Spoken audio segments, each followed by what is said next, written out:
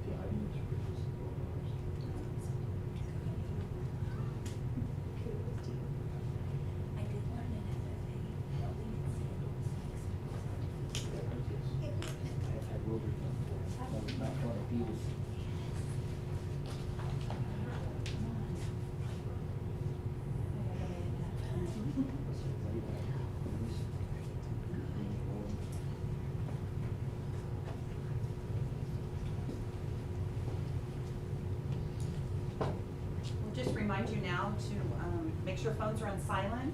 This is ID number 1248. I've got a minute.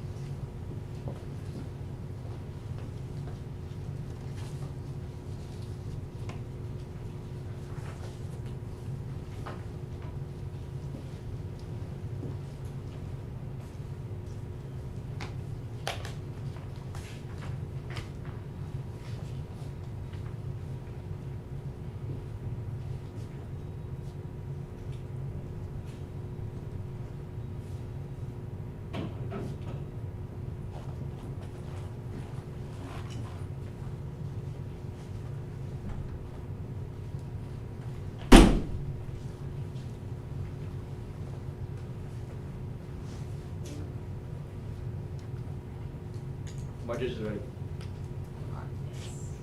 Alright, so I did for my project, I welded headers on a deer mount. They're short body headers. And for my title name, it is Welding Junk, the World of Welding Junk into Art by Ethan Staggs. Alright, so I started out my 8th grade year welding in ag. I didn't know much about it, I didn't know how to really weld. But my ag teacher, I had standards for an ag teacher in 8th grade. And he just first he let us free to kind of see who knew how to do it at first and who didn't. I didn't know how to do it, so he took me aside and took a few others aside. And he just kind of watched us how to do it. And then I went into the high school. I was like, all right, I'm gonna do it again. It's kind of something I like to do. And so my junior year came around, I could do VOTech. I had a couple choices and I chose welding. So for my choices, I did that. And then my junior year came around that summer, going into my senior year. I got a few jobs welding for farmers, just welding between fences. And I did bucket welding for tractors and stuff like that. The different types of welding, there's road work. For road work, there's pipeline, and then there's I-beam bridges, which I'm probably going to be going out to doing this summer. And then there is farm work, which I also mentioned that I did.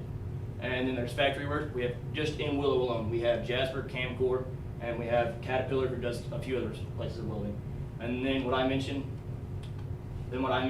for me welding, I plan on doing I-beam bridge welding because the pipeline got shut down. So what I'm going to be doing is I'm going on the road and I'm going to be welding on the bridges that, like the overpasses you guys will normally go through. I'll be welding on those. The ranges of welding. There's multiple types of ranges of welding, from arc, MIG, and TIG. Right here is just MIG as itself. It'll feed through the wire, and it'll come down through, and then it comes out when you have that ground on the piece of metal that you're welding on, and it's wire welding. It's one of the easiest types of welding. And stick welding. For stick welding, it's one of the oldest fashioned welding out there. Farmers have used it since the 60s and 70s. And they used them mainly even in 1920 when those big bridges were welded in like New York, stuff like that. That's what the builders used for that. The supplies you'll normally always need for those is a welding rod to start that weld, of course, and then you'll need a wire brush to clean off the weld after you chip the slag off of the weld. And then MIG, all you'll need for MIG is you'll need the gas, which is you have acetylene, and then you have that, which you also use for TIG. And then you need wire cutters to cut off that excess slag after you're done welding with it. And then you have TIG. For TIG, you'll need filler wire, a wire brush, and then after that, you'll need the tungsten, which is inside, which helps you ignite that torch while you're welding. The gear you'll always need for welding. You'll need a jacket to protect you in case you get burnt, and you'll need gloves to protect you while you're welding. You'll need a clamp to clamp down that piece of metal while you're welding so it does not move. And then for my project, what I did for mine is I got the piping, which was already TIG welded, because I don't have a TIG welder myself, and where I'm going to Votech at the SCC, we don't have that many TIG welders for that thin of metal. So on mine, I used the back plates, which is on the table right now, that bottom part, and I connected the piping on there, and then there's clamps holding the skull to the headers, and on that, I welded the screw that goes into the deer skull. So I incorporated all 3 types of welding into my project. The challenges I had with my project was my mentor. My mentor works on the road. He goes up to Kansas, Indianapolis sometimes. He's an electrician. He also works with a company for electricians, and he welds on the storage containers, so they'll cut down the doorways so the electricians can get in and weld on them. And then the time, I started late because I was slacking off on it, and I started really late, so I didn't have that much amount of time to work on it. And then I didn't have the correct measurements, so anytime I was working with my mentor, I was either on the phone all the time, or I didn't have the correct measurements, so I had to call him while he was up in, I think he was in Jefferson City that week. And I called him, and we were arguing back and forth on the exact measurements I needed to weld on the back pieces of the back plate. And then the tools, I didn't have the correct tools sometimes. Like the bolts, I had to go back to Tractor Supply and buy the different size bolts. Then I play sports, and I also work 2 jobs on top of that, so I didn't really have the time. And then I works cited. And do my judges have any questions?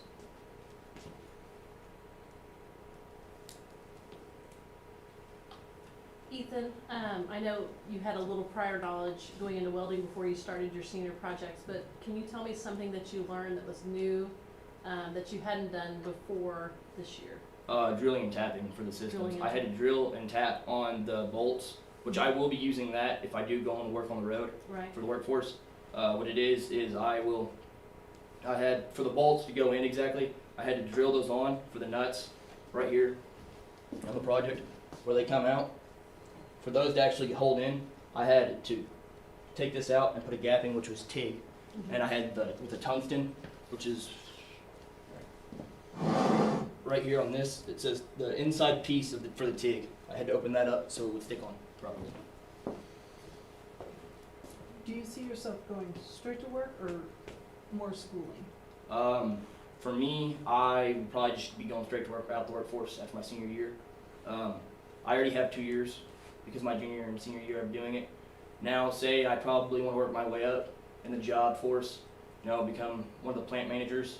I probably will go to school for another year or so.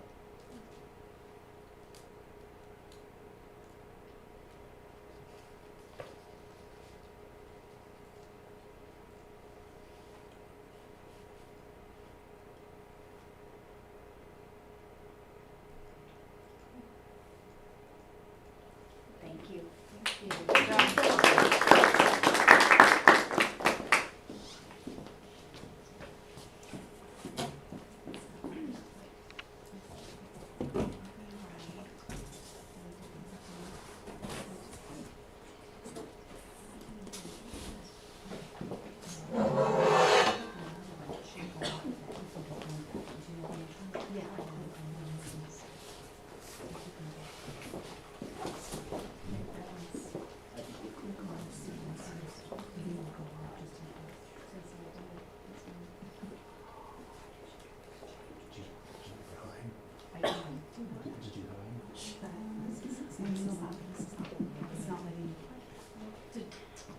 Did someone tell you where? No. No. I don't know if anybody else would not trust me right now. Oh, really? There was one that was when I tried to do it, it's not in categories. It's like, you write something, but it's not like clicking. Because it's been the last time. No. And I don't know how that necessarily that. What if I should have started over? Maybe I think you should. Oh. I'm just gonna, I'm just gonna start it. I think that's a good idea. Let's try that. I gotta figure out what my direction I'm going for my.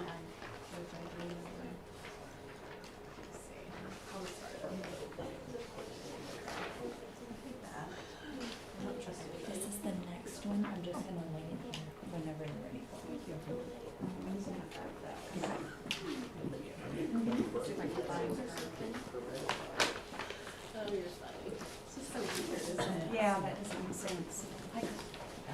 Oops, sorry. Okay,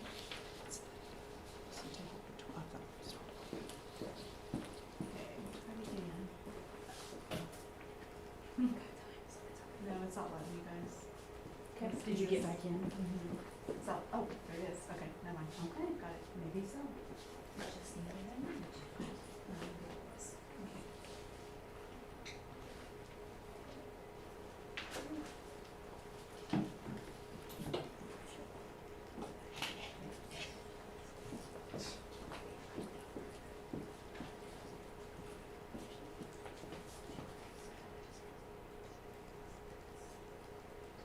Okay, it's not letting me again. It's letting me do that one.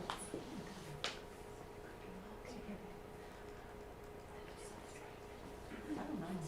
Let's try just a bit more computer, because we have extra. If you want to return the packet, those of you that have judged the first one, we'll take that back. You're welcome to keep it if you want to. Thank you. Is it not letting you fill in the box? That's not letting me. It didn't again? Am I wet? I was having that problem, and if I put it just below the button. Did it work? Like not on there? Really? Below it? Sure. Well, never had that happen No, before. try it again. But thank you, appreciate it. I'm gonna try it again. So maybe next year the dots are gonna be bigger. Feel what? I just found. Oh, I'm sorry. Get it in there. Oh, thank you, that worked. Awesome. Hey, that's. Yep. We You can can't remember put it that. right on Thank the. you. Teamwork. You can't put it right on the dot. No, it has to be. That is The weird. dot doesn't need any bigger. Yeah.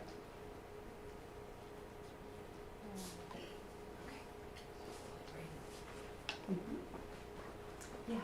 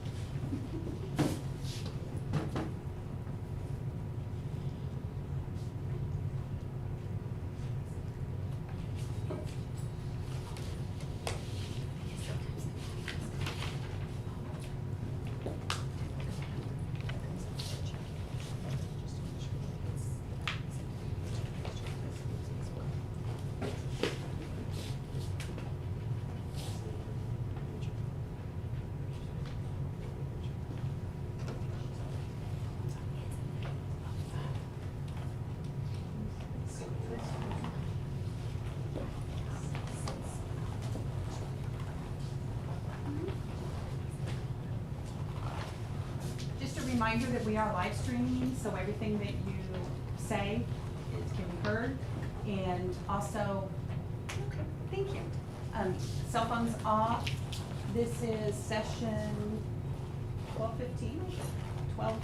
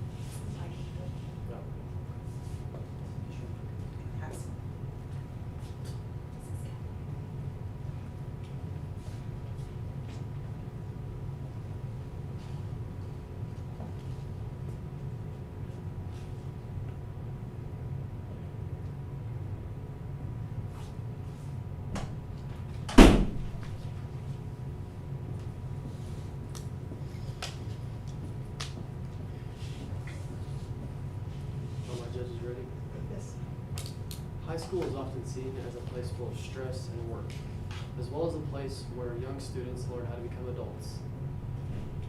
Hi, my name is Braden Henry, and I believe that sports help students get better grades, be better physically and mentally, and prepare them for their future. How it came to be. I'm a high school athlete, so I have I've played sports my entire life, my high school and before, and it has had a positive impact on my life. It's really helped me get through a lot of things in life, a lot of tough times, and it's taught me the value of friendship and family. And I was curious to see how that affected other people. The benefits of sports: it helps a student improve mentally and physically. Mentally, it helps them gain a sense of empowerment, and it gives them the confidence to be more social.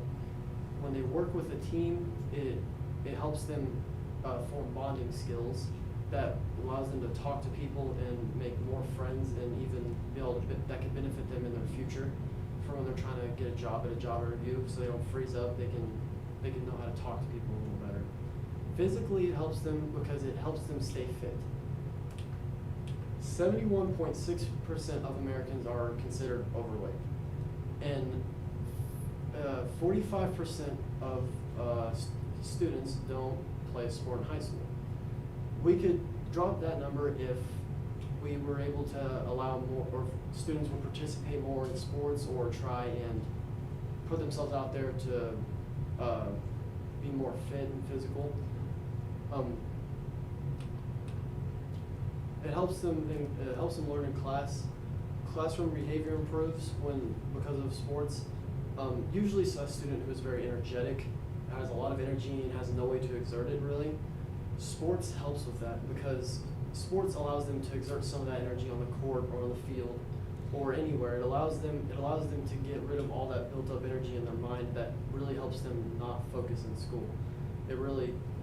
So say a student's very anxious and really moves around, just can't stop really moving in class.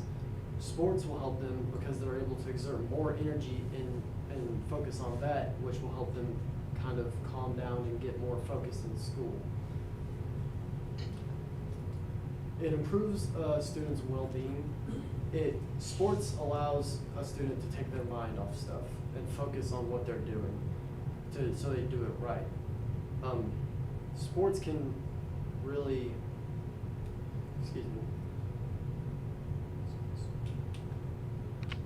improves their well-being because it adds a support being to their life.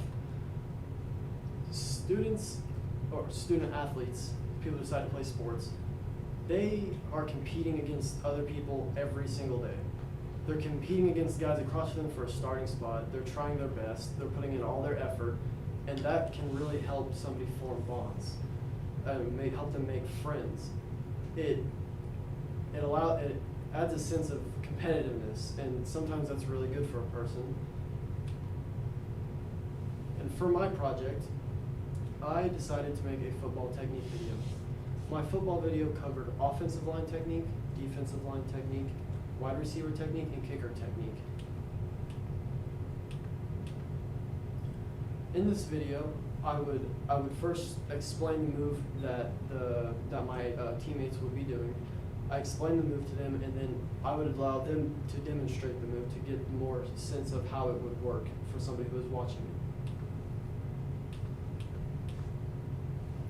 My finished project was a full-on football technique video that explained all the techniques for the offense, defense, kicker, wide receiver.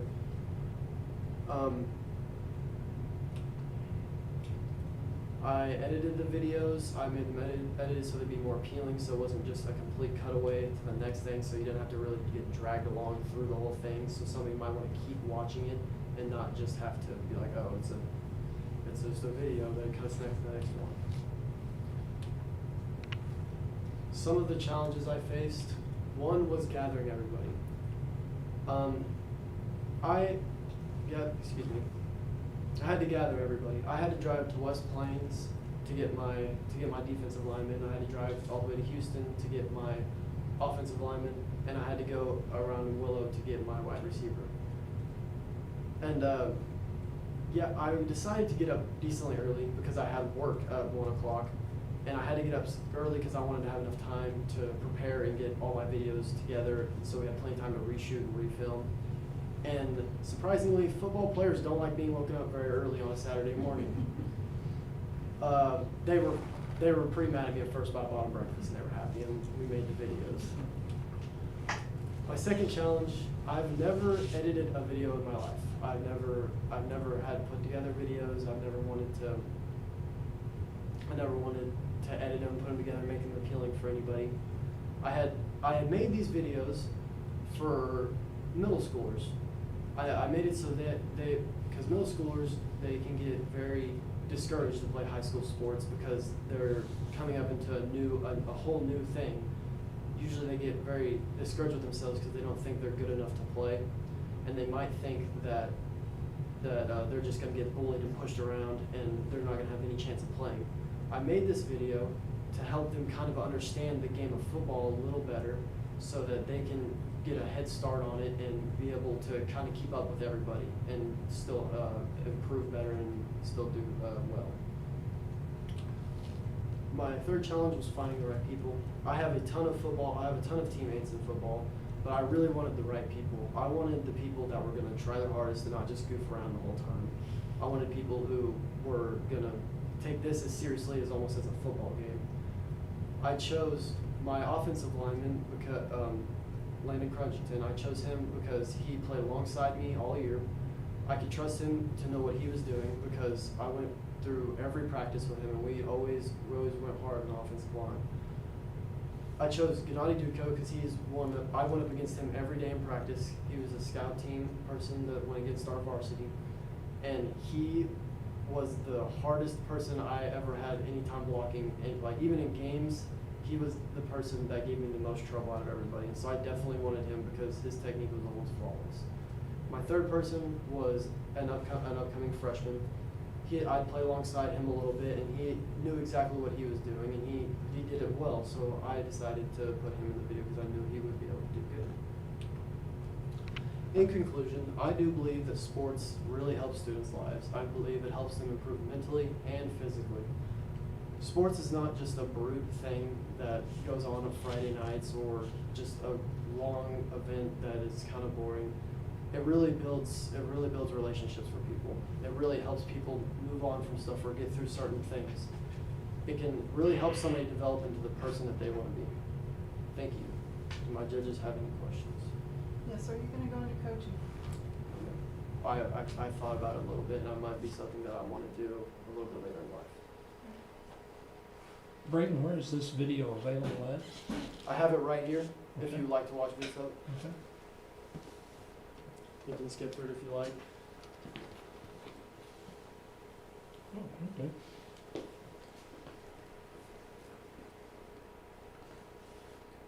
Now, how are you gonna make that available to like the kids in middle school? We have a Huddle account here, and what I can do is I can put it on there and I can add them to Huddle, but I'd have to get them to give me their email and all that stuff. And I could create a whole group where I could put this video in and tell them, hey guys, get ready for high school. This is something to help you out. So you talk about students, kind of high school, middle school, and how important it is. So now you're graduating, how would you recommend that you and your teammates continue that to stay healthy?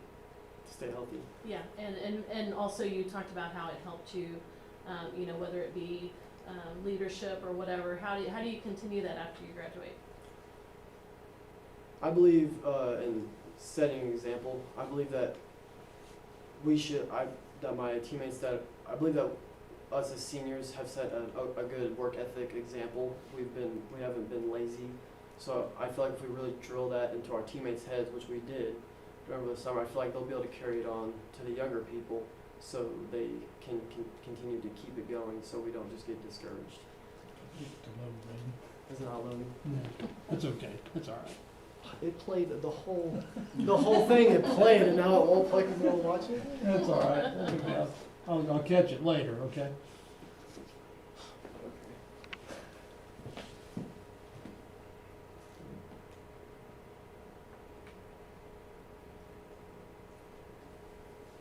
Thank you. Thank you.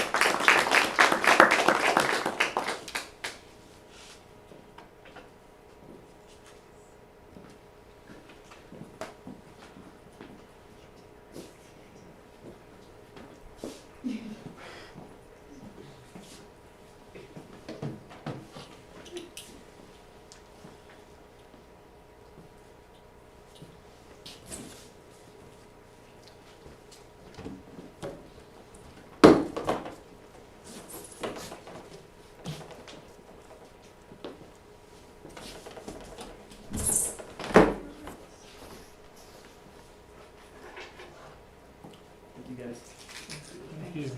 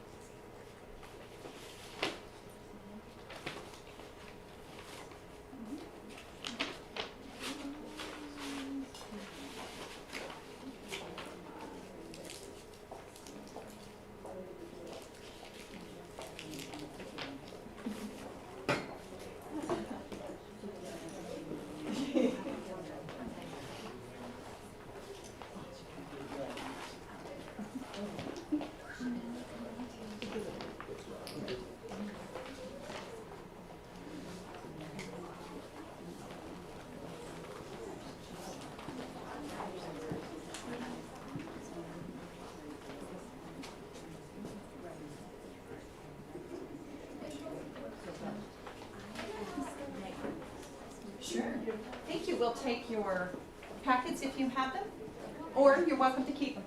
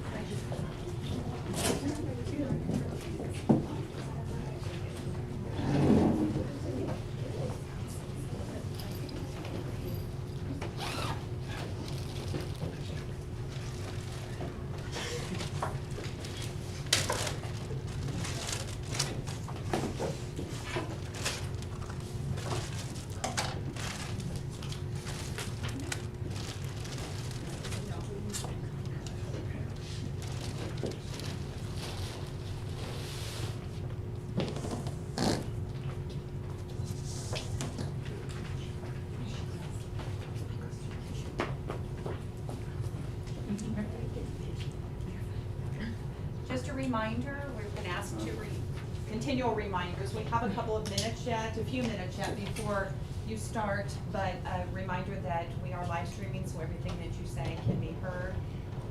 Also, please turn off cell phones. And for our judges, the ID number is 1229. Excuse me, 1246. I apologize.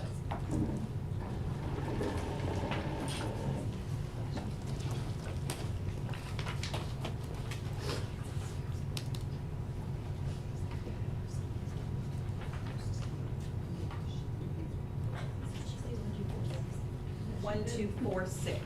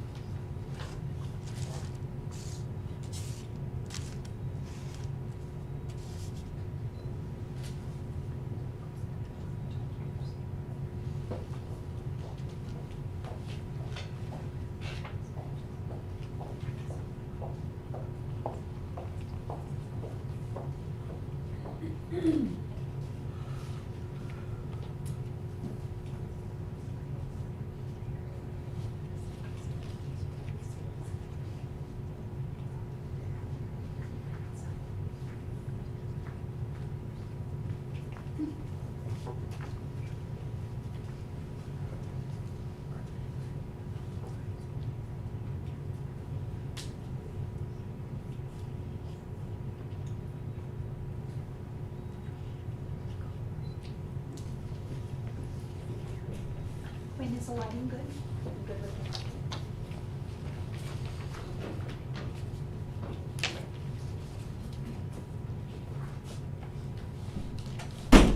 Good to go.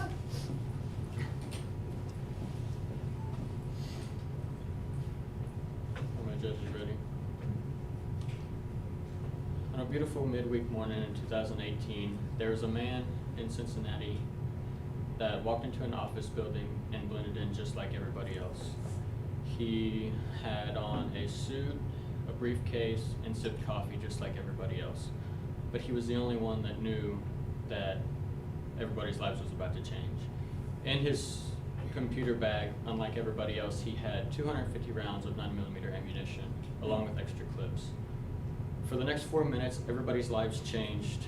Bullets filled the room, and everybody was screaming. This is why it's essential for everybody to understand the importance of first response and medical kits. Hi, my name is Glenn Smith, and I will be talking about how a quick response saves lives. What is a hemorrhage kit, or what is a hemorrhage kit? A hemorrhage kit is a kit that is placed in places for bleeding. It helps with there's things for bleeding, hypothermia, blood clots, there's stuff for a lot of things. In the hemorrhage kits, there are normally gauze, tourniquets, hyphen seals, CPR masks, trauma shears, and in ours, me and Officer Moore put together hemorrhage kits for the school. And doing this, it was very hard for us to get funding because roughly to make just one of these kits is $2,500 to $3,000 a piece. And we did not have enough funding for this. So our first choice was, or our first challenge was funding. How are we gonna get these fundings? So me and Officer Moore decided that we would go to the local fire departments, which Willow Springs Fire Department and Clear Springs Fire Department. And they were generous enough to help us out and donate a bunch of supplies for us to put these together. Me and Officer Moore had almost the same idea of where we wanted to put these.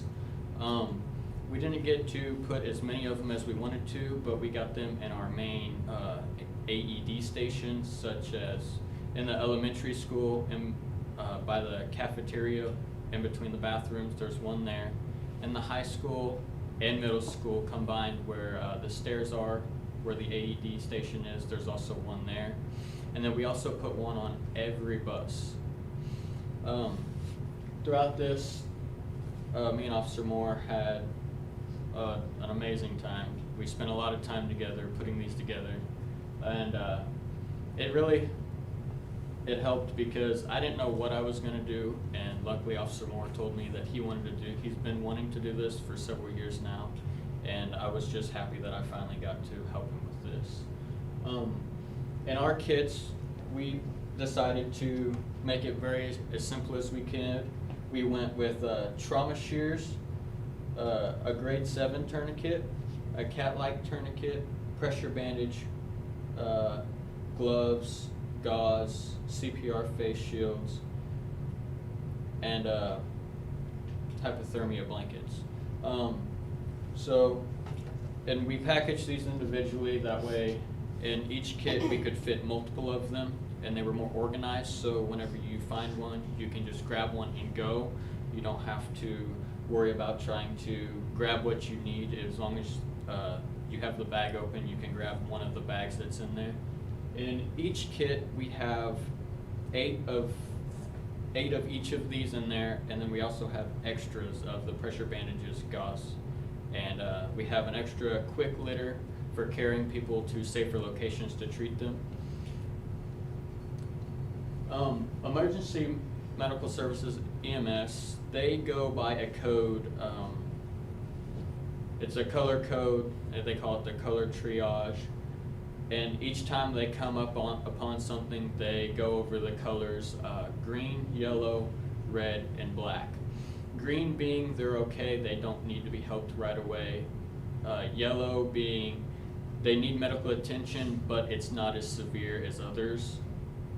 Red is for those that need attention right away. They need to be right there. And then black is deceased. Here at Willow Springs School District, we use a simplified version of that. We don't use black because we don't want to pronounce anybody deceased. That's the last thing anybody here wants to do. So we use red, yellow, and green. Green being okay, yellow being they need attention, and red being they need immediate attention. So deaths per year, there are roughly 2 million deaths per year in the whole world from hemorrhaging or major bleeding.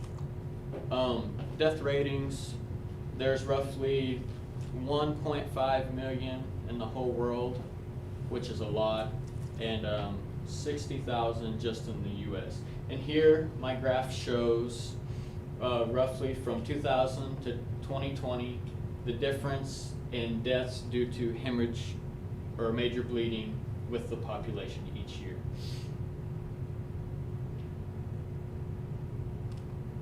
This is why it's essential for everybody to understand and know how to treat and classify wounds, because you never know when anything can happen at any time. You never know when you're going to need these kids. Do my judges have any questions? So do you plan, or do you hope to go into the medical field? No. No? Okay. How many of these kids did you put together all total, do you know? There was 22 buses, or 21 buses. We made an extra for the buses just in case. And then in each one of these, we have 8 individual kids. Okay. So roughly 40 of them probably. Okay. And then we also made a training kit as well for Officer Moore to use. And did I catch you right at the beginning? You said these were $2,500 a piece? Or is that if you Yes, if you purchase. If you just do they have basically the same stuff that you have in these, or is there something else in that, the purchase kits that cost quite a bit more? A lot of things was they were, I mean, I didn't really see the big difference. I know a lot of them had maybe more supplies in them. Like here, we got all of this donated to us, but there they had almost the same exact stuff. Do you know how much you ended up with in each kit? How many dollars worth? I'm not really sure. We didn't count it up, but I know just one of these cost $25,000 to $3,000. What was the hardest part of the whole process? The hardest part was for me was to go try to ask for donations. I'm a very shy person. I don't like just walking into places and asking them for help. But luckily I had Officer Moore with me, so that made it a lot easier. I let him do the talking. I let him talk to Adam and everybody else to ask for donations. I was just there to help load them.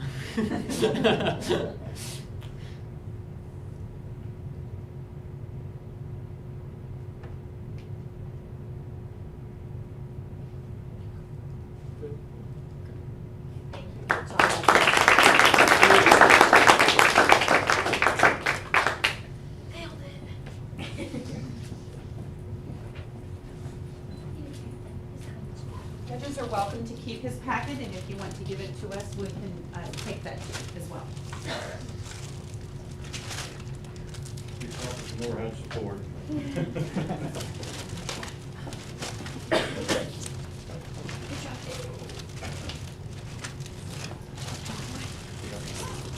I know.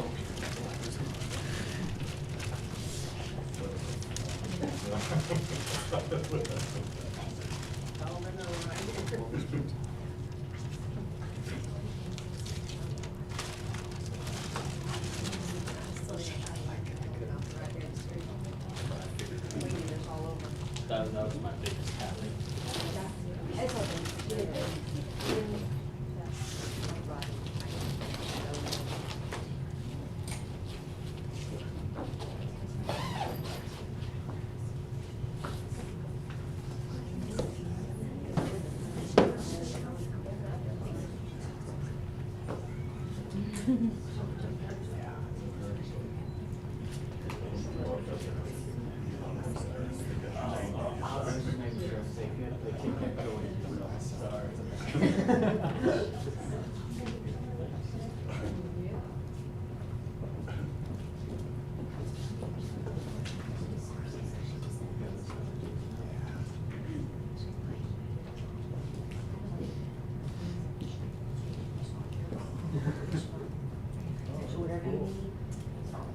Okay.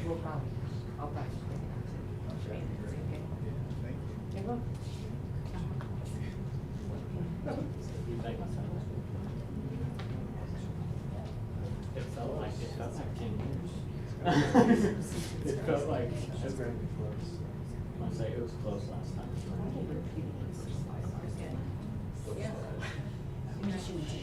Yeah, that was our favorite. Yes, it was our favorite part. I had to get that. How long time is this?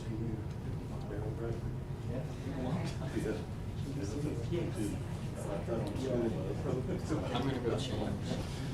You still living out there in Old Place? Yeah, we're loading sure. Yeah. So How are you? Good. How about you? Yeah. How are you? I'm doing good. Doing good. You're seeing the same neighborhood. That's good, yeah. Yeah. That's for sure. All right. Good to see you. Yeah, take care, man. Good seeing you. You too. It'll be okay. Oh, no. Had to come watch this. Get everything adjusted.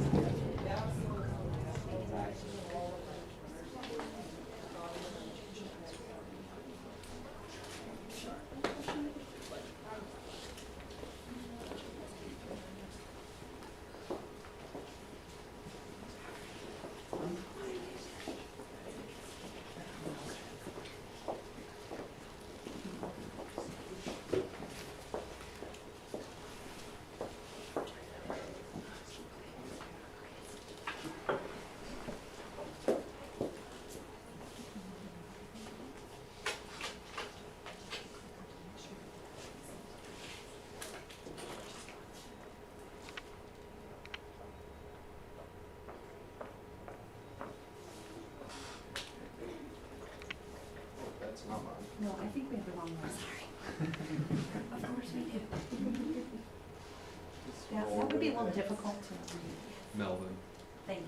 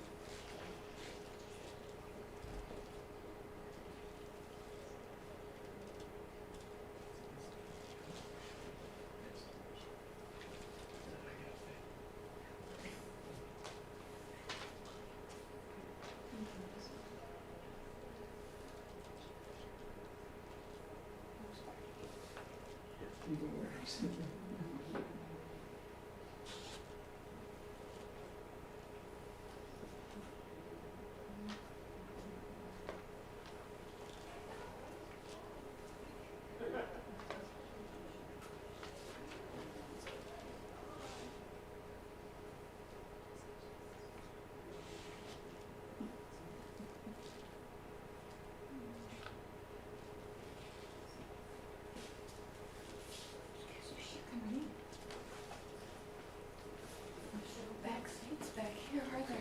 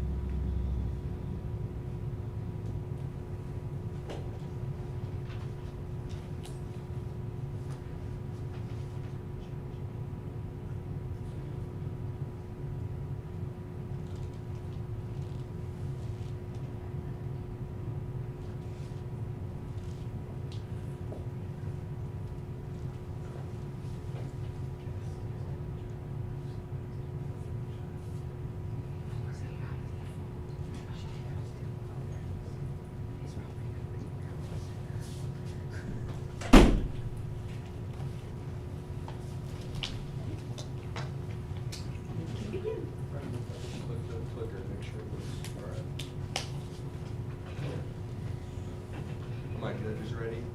Yes. On the night of September 3rd, 2020, that will be a date that will forever burn in the back of my mind. I was awoken at about 11:45 at night by my best friend Brandon Ford. He called me, and in his phone call, he described to tell me that one of our friends, Levi Groman, tragically took his own life. And so, before I thought of this project, I was gonna just weld up a deer stand Votech, use something that we're gonna use for the rest of our lives or as long as it holds. But instead, I wanna do something that might change a life, save a kid, and make a difference in someone's life. Hi, my name's RJ Melvin, and my topic is suicide prevention. So, there's a lot of leading causes of suicidal thoughts like depression, drug abuse, alcohol abuse, having that feeling like you just have nobody there, that emptiness feeling, that feeling of just being alone. And some people, that's the main reason why they have these suicidal thoughts, and that's why they tragically take their own lives. And there is a lot of myths about suicide, but I wanted to hit on the main three parts. Most adolescent suicides occur unexpectedly. Studies show that 9 out of 10 adolescents who tragically take their own life show warning signs. And warning signs, just kind of like the suicidal thoughts, may be depression, drug abuse, alcohol abuse, or any other issues going on in their lives. And the last one, any adolescent that talks about committing suicide is just them wanting attention. In some cases, yes, a person might be acting like they're suicidal just for attention, but no matter what, you have to take all of these actions seriously just in case anything would happen to them.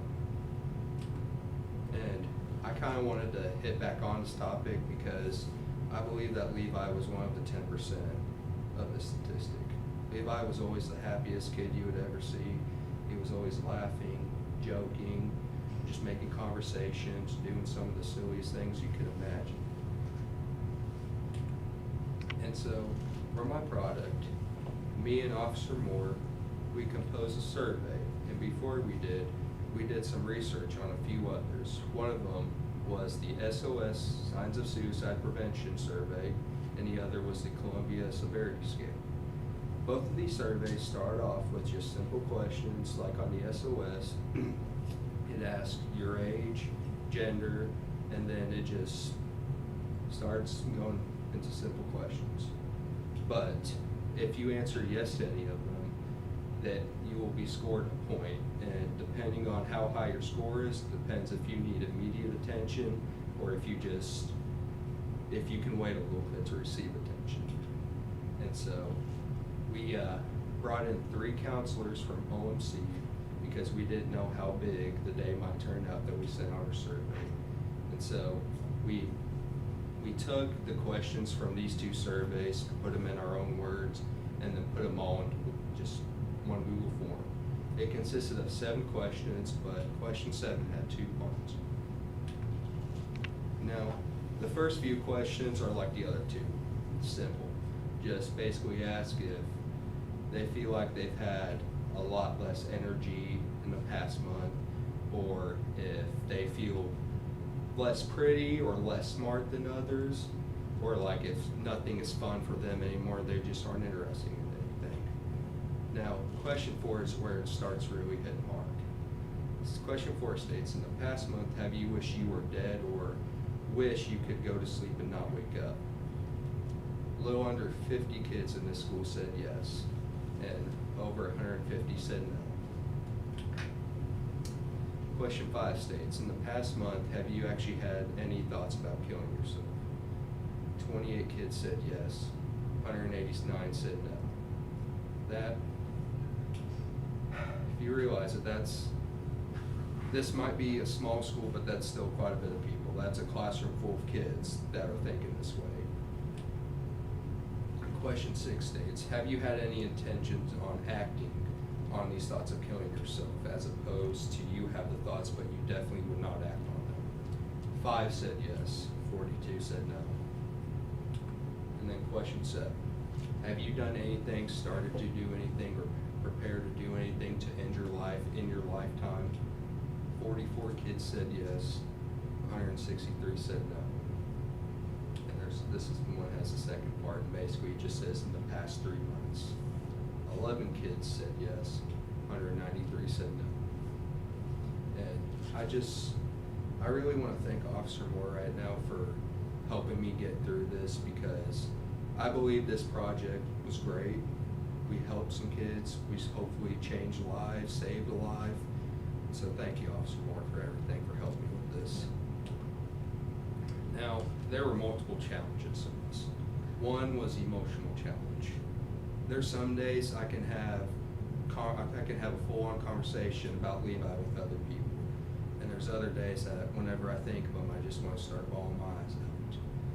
The next challenge would be whenever we had all that snow in February, we planned to have our senior project or product sometime in the middle of February, but then with all that snow and ice, we had to cancel on the counselors coming in, and they said that the earliest they could come in would be around the end of March. And finally, the last challenge I had was time. I told myself I wasn't going to start on the project until after football so I could really focus on it. And so I started about November, and And then Officer Moore, he had other kids to mentor. And there came a situation at work where we had a couple people walk out, so I was working all throughout the school week, so it was kind of hard to make time to work on this. And so I believe there are some benefits to my project. We saved some lives. Hopefully we were able to get the school the data they needed for mental health. And we potentially saved some lives and changed some students' minds about these suicidal thoughts that they were having. And so, like I said, since September 3rd, 2020 would be a date that will forever burn in the back of my head. And I always remember Levi, I always loved him. He was one of my best friends. And I just want to do something in honor of him, and so maybe we could prevent this from happening again. Thank you. Do my judges have any questions?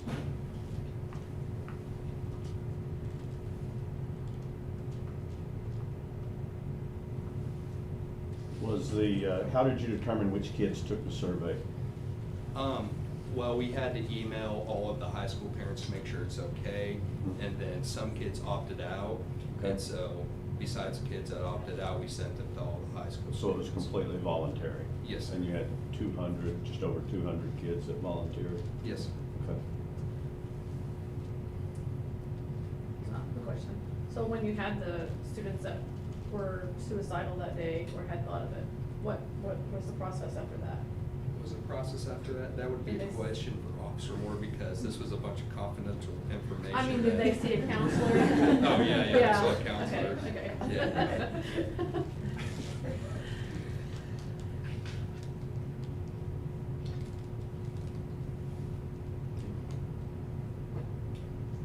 Thank you.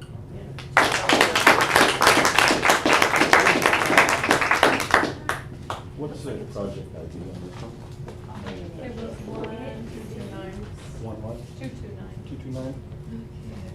Yep, 129. You did a great job. 716. 716. Oh, my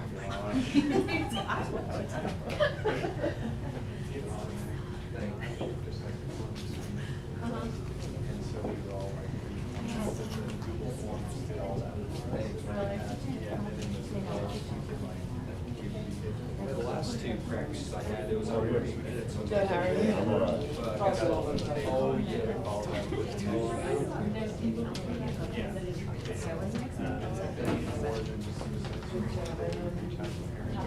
And we called all the parents. What's the guy? You survived. I survived. Survived from your already. All right, Brandon, you ready to go listen for some parents? Are you ready to report? No, we gotta keep it in smart. I'm not sure it was. Yeah, so like, and then you're so, gosh, it's a freshman. I want a picture with you real quick. Definitely. Yeah, it top is. 5 after that. It doesn't matter if you get top 5. Put your hat down. You never know how things will turn out. Courtney, move out of that thing. You don't want that, yeah. There you go.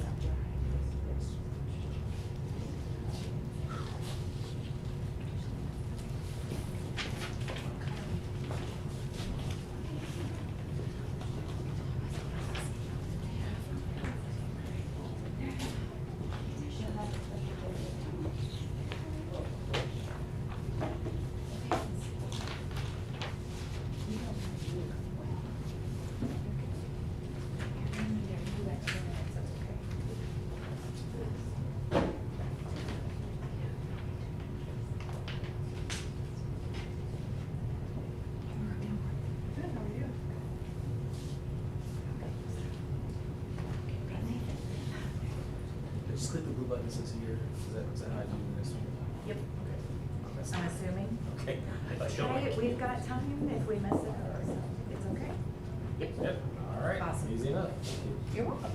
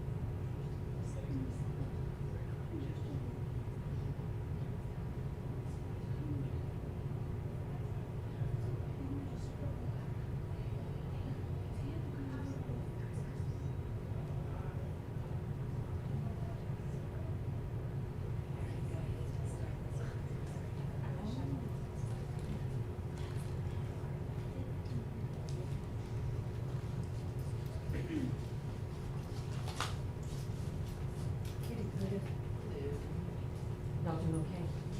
Did you need a break or anything, or y'all do? We just went, the timer stopped, so we. Oh, okay, okay, all right, is it cool enough in here? Temperature okay?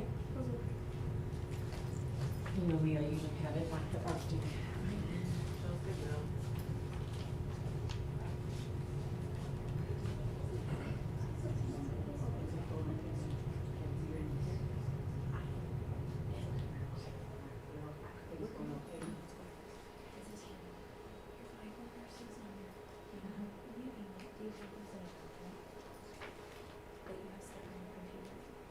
Let me see. That's just from Charles Stanley's book, The 30-Day Golf Principle. So that's just one that days where I'm like, I can't watch it. I can't watch the Tuesdays. Okay, all right. It is my energy. I can't. Okay. So anyway, so I'm not sure what day it is, but Charles Stanley.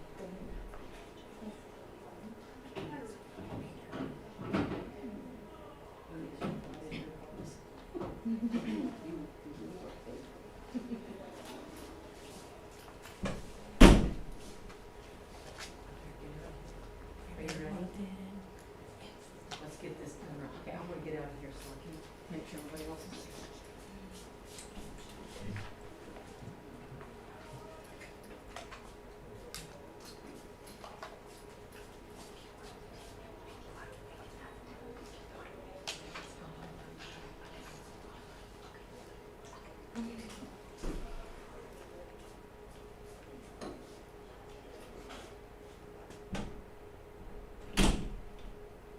Are my judges ready? Yes. sir. As you look me up and down to judge my attire, I'm sure you notice that I'm a Caucasian male. And yes, you would be correct. However, you're somewhat incorrect. I'm 25% Mexican. My father's side of the family are all Mexican and can all fluently speak Spanish.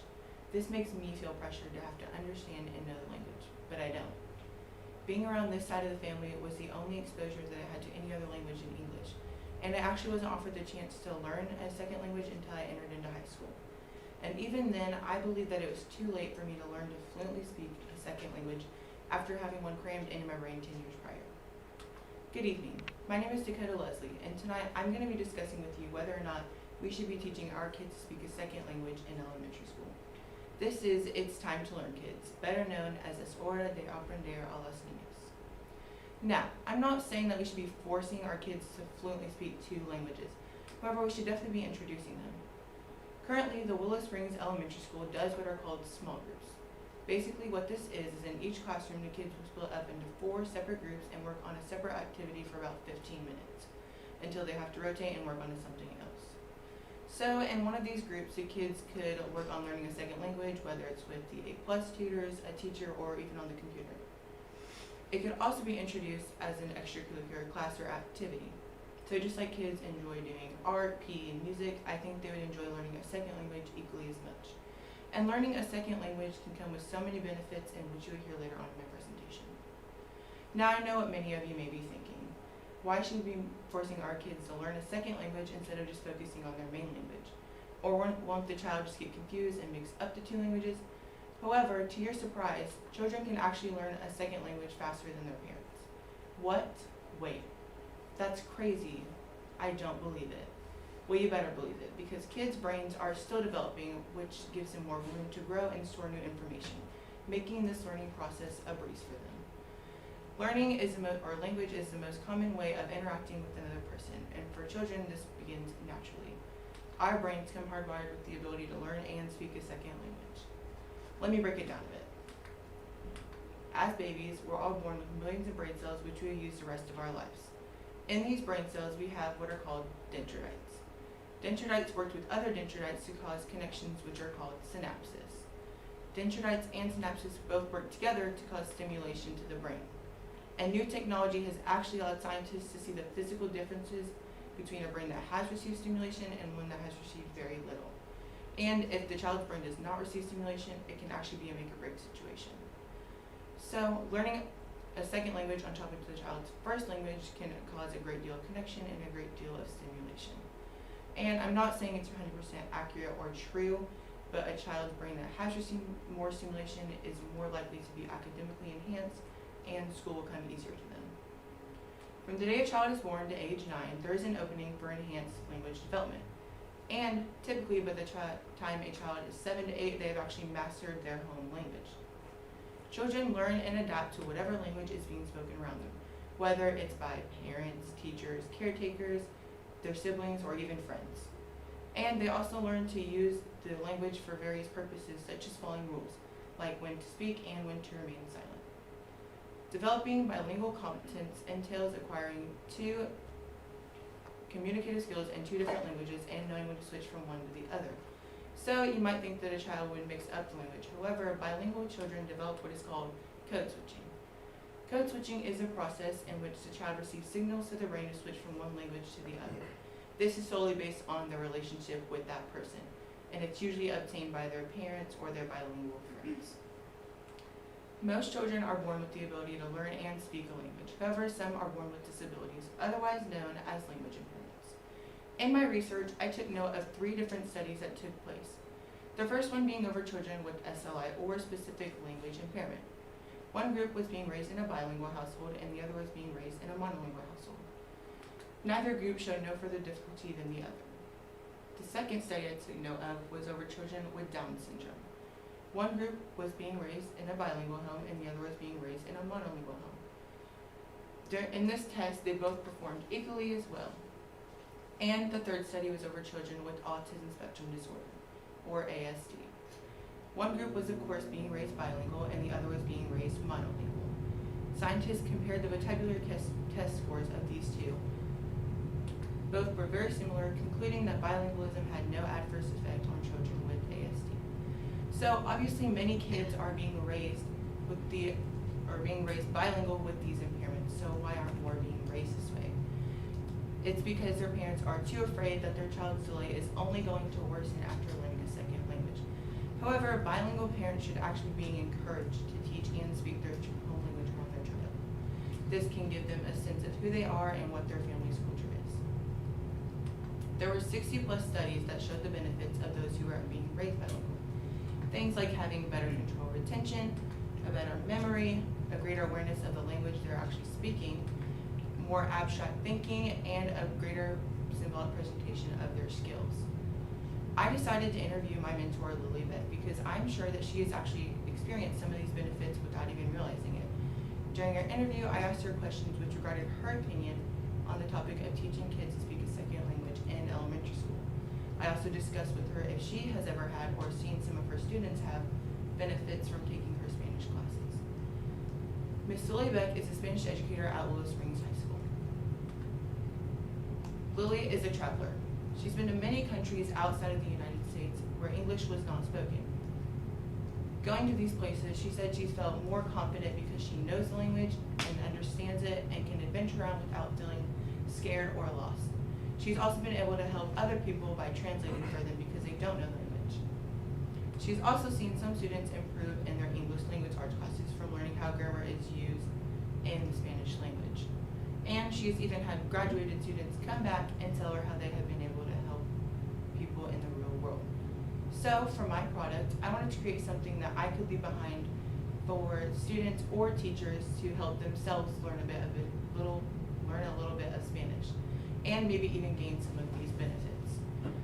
So hopefully you've noticed some of these random drawings throughout my presentations. These are actually drawings that I created using my iPad and a drawing app called Procreate. Using these pictures and words, I created a series of videos, 10 to be exact, and a worksheet for each for whoever watches to complete. I made sure to use bright and eye-catching colors to draw the children's attention, and I also made sure to choose fun but also important topics.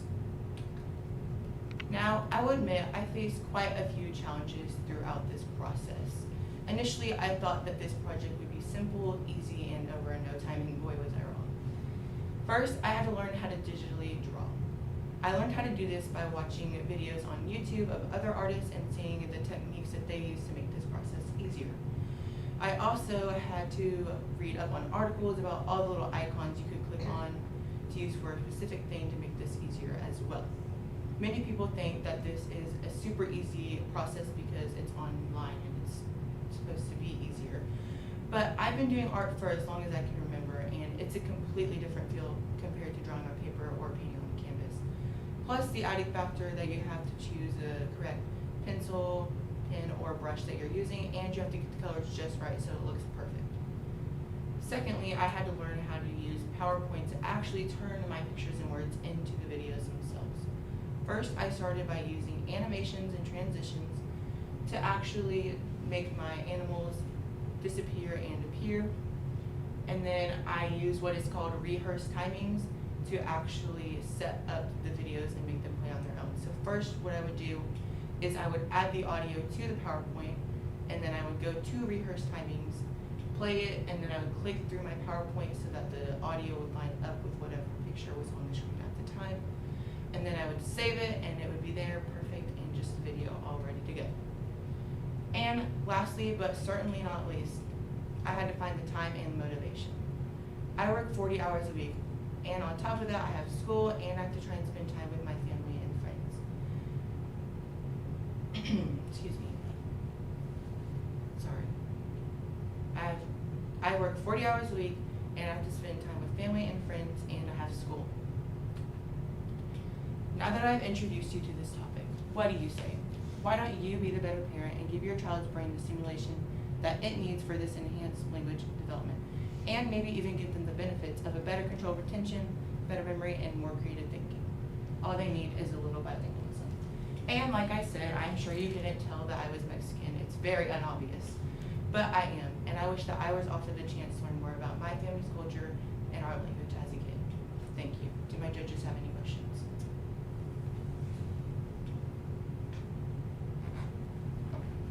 So the grade school children watched your videos, but you weren't able to be there with them, right? Yes, I was not allowed to be in the classrooms with them, but I'm gonna put them on YouTube with like a playlist and have the documents of my worksheets that I created so they could actually take them. Okay. And did you get any feedback whatsoever from the teachers of the children that were in it? I actually haven't been able to show any of them yet, the videos. Oh, okay. My hope was to show my A+ classes that I did this year. By creating the videos, did you find that you learned more yourself about the Spanish language?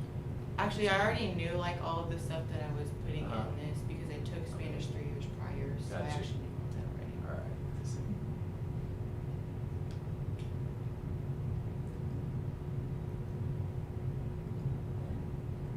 Had you considered like combining like your art with your interest in Spanish language into some kind of career or hobby or sideline, like creating some kind of, I mean, I know you mentioned you created the videos, is that something you would like to continue to do that type of thing, or? I'm actually going into like interior design, so it's art, but not really my career path. Okay.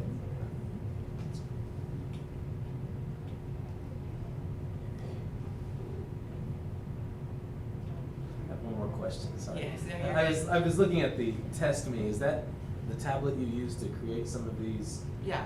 Art thing, okay, alright, gotcha.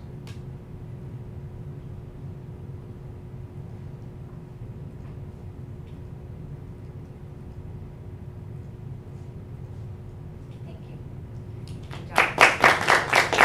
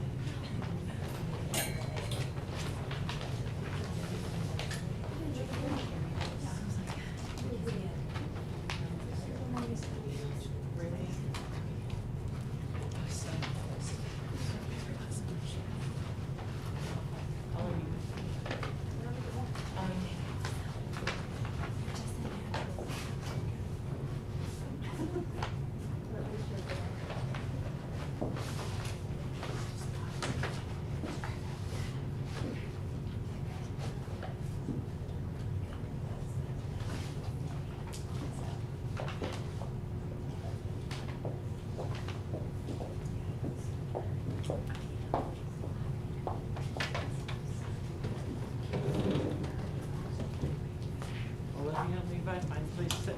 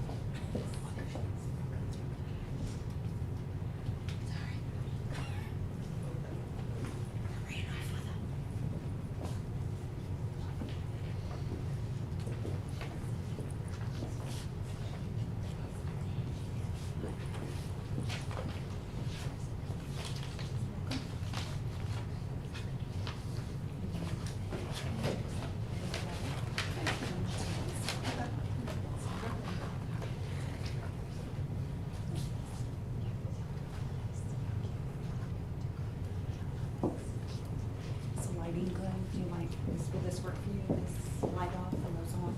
Good with that?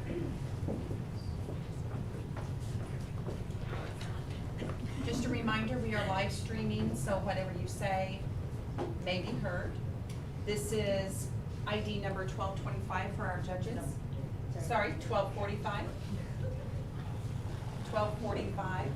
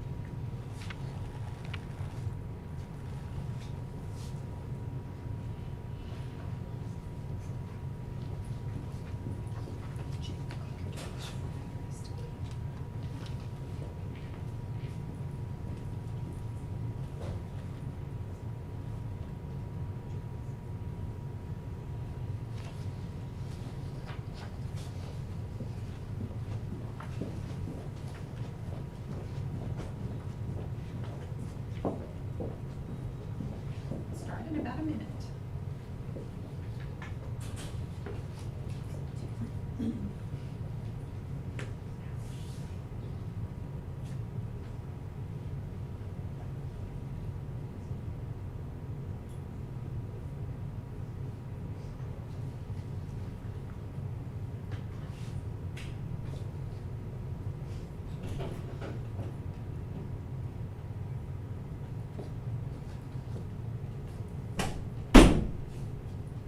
Great, Mackenzie, whenever you're ready. Are my judges ready? James Douglas Hayden. He was known as a husband, a father, and a grandfather. But more importantly, he was known as a diabetic. Doug was my grandfather, and he struggled with diabetes for most of his life, and this was one of the hardest things he had to overcome.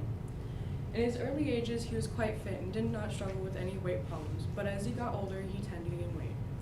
Gaining this weight led him to the diagnosis of type 2 diabetes. He struggled with this for about 15 years, that was until January 30th when he sadly passed away. Hi, my name is Mackenzie Smart, and hopefully I can shed some light on how Americans should regulate the healthy diet into their everyday lives. Diabetes. When people think of this word, they usually think of something for overweight people or fat people, but in reality, diabetes is something that everybody needs to take into consideration. What diabetes is the constriction of high and low blood sugars that may be contained by dieting. Now there are two main types of diabetes. There is type 1, known as insulin dependent, and juvenile diabetes. The reason why they're known as this is because they require insulin to survive. And it typically occurs in children rather than adults. It can occur in adults, mostly when they're in their 30s, but is more known in children. This also makes it the most difficult. The reason why is because children don't know what it is, how it works, or what to even do when they have it. And being diagnosed with it at such an early age, it might make it even impossible to get rid of. Now the second main type is type 2 diabetes. Type 2 is known as non-insulin dependent and adult onset. The reason why they're known as this is because they do not require insulin to survive, unlike type 1. It also occurs in adults rather than children. It can occur in children, but is more known as adults. What makes this work is it is insulin that is secreted from the pancreas gland. After a while, it tends to get tired, making type 2 diabetes. Now, there are some medications that will help, such as glycemic control and insulin. What glycemic control is, it maintains the blood sugar and our blood sugar, but it is more natural. About only 40 to 60 people with type 2 diabetes have admitted to having a good glycemic control. This was kind of off to me because it achieves the best health there is rather than insulin. Insulin does maintain the same thing, but it is not as natural. What it is it's an injection that they have to insert themselves. What insulin is it's a hormone that is secreted from the pancreas gland. What it does is it goes into our bloodstream and it reduces the sugar. After a while of secreting and generating insulin, it tends to get damaged and overworked. This was what creates type 2 diabetes. Now, instead of medications, there are some things that we can do in our everyday lives, such as exercise. For number one, exercising is great for weight loss, but it also helps with blood pressure. This can help in the later ages with osteoporosis and heart disease. As older, it can also help create energy boosts and leave people feeling stronger after a great exercise. When we're exercising, we want to set goals for ourselves. Our main goal is about 30 to 60 minutes of every day of exercising, or that can be about 15 to 30 minutes of intensive working out, such as aerobics. Some people have trouble inserting exercises into their daily lives, so they might spread it out. They might do this by doing a couple jumping jacks while they're cooking or some squats while they're folding clothes. But everybody needs to take in consideration that, especially older people, because if they haven't exercised in a long time, they might have to get a physical stating that they are able to do some of the workouts, so they don't hurt themselves or possibly others around them. Number one thing is building up to our goals. We don't want to start at a goal and keep going, because this can result in a failure exercise. We want to start at a lower goal and start working up to our main goal, because this will result in a successful exercise. Exercising does help, but we also need to watch what we're doing with our foods, especially when we're shopping. Now, when we're shopping, we have to check our labels. The reason why is because many brands like to hide things in their ingredients. Now, if we take a couple minutes and look past the first couple ingredients, we might find some fats or sugars that we do not need in our daily lives. Another problem that Americans tend to have, our number one problem, is exchanging. We have problems with giving up something that we didn't need and getting something better for ourselves, such as a Dr. Pepper or a triple chocolate layered cake after dessert. We could get some shakes that we made or some fat-free cookies. Now, another problem that we have while we're shopping is shopping while we're hungry. We tend to do this, and what happens is we want to buy everything at that one moment because it all looks good. Instead, we need to shop well after lunch or maybe get a snack before we're shopping, because this will stop the excessive buying and the excessive eating. We also need to learn how and what is going into our body, such as simple carbs and complex carbs. What simple carbs is the carbs that hit our bloodstream faster, and this is the most fatal for diabetics because this might not give them the time to react if a sugar is too high or too low. Simple carbs, or complex carbs on the other hand, will hit the blood sugar slower, allowing diabetics to react faster or if they need anything. We also need to learn how to correctly prepare our foods. Correctly preparing our foods will help many diabetics learn what they have is okay and they can be included on many meals. This is what led me to my product. My family consists of many diabetics, and this also gives me the chance of becoming a diabetic in my later ages. I also wanted to help the diabetic community, learning what they have is okay and learning that they can maintain a healthy diet and not be excluded from many meals or desserts. Now, when I made my product, I took 4 steps. First step is I found some recipes that sounded good not just to myself but everybody else around me. I then found some recipes that would not spike or lower the blood sugar too quickly, and they would help the diabetics be able to react. Once I got all my recipes in order and figured it out, I then made layouts for each individual recipe. After those were done, I then submitted it to Lulu Publishing, where I got it printed and submitted it back to me. After I got my book, I then made 3 of the meals. I first started with lunch, which was the spicy buffalo chicken lettuce wraps, dinner, which was the stuffed peppers, and dessert, which was the no-baked apple pie.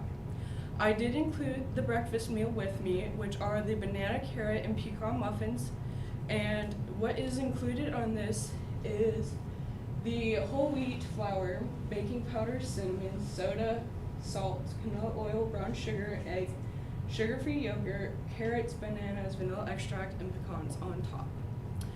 Now, when I made this, I did have some problems. The first problem I had was my layouts. I underestimated how hard this was going to be because I was thinking more of a book than a cookbook. And every time I inserted a page or a picture, it would kick all my words down or to the sides. Then I'd have to delete it and redo it and make sure there was just enough lines on each page. The next problem I had was my time management. During the school year, there was some snow days, and it took out about a week and a half. And this cut into some time with my mentor cutting some hours off my requirement. Now, hopefully with my product, many people like Doug can become consistent and know what they're having is okay. And they can help learn maintain a healthy diet and they can learn how to maintain a healthy diet, and they can become comfortable with what they have, and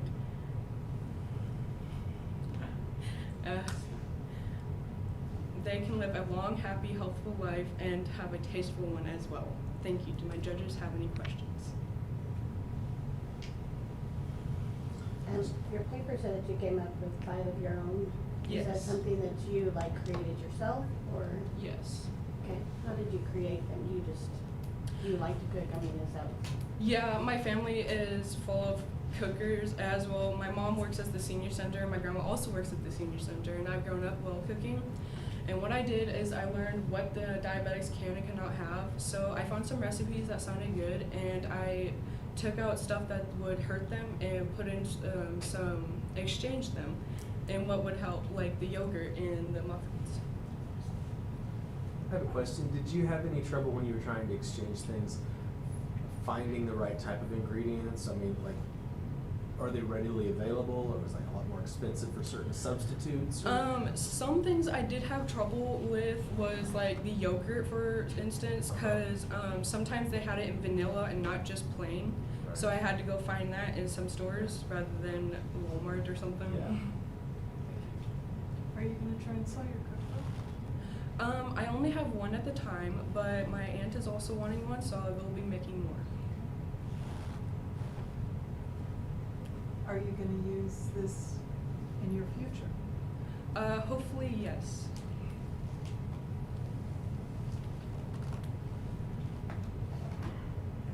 There are no more questions. Good job.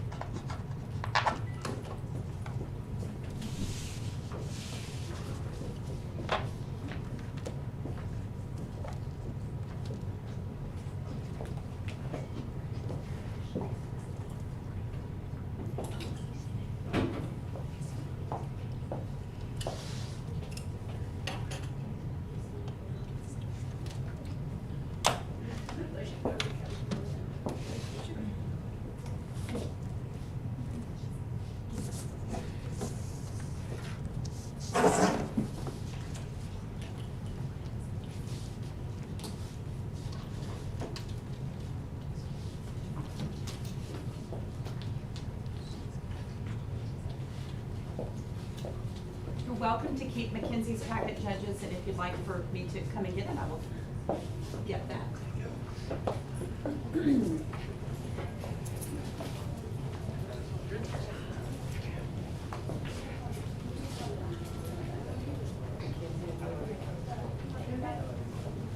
And keep in mind, as show my 7th graders, so. Okay, awesome. Because they're working on a return paper and they're about to have a count. For 5 paragraphs. 5 paragraphs.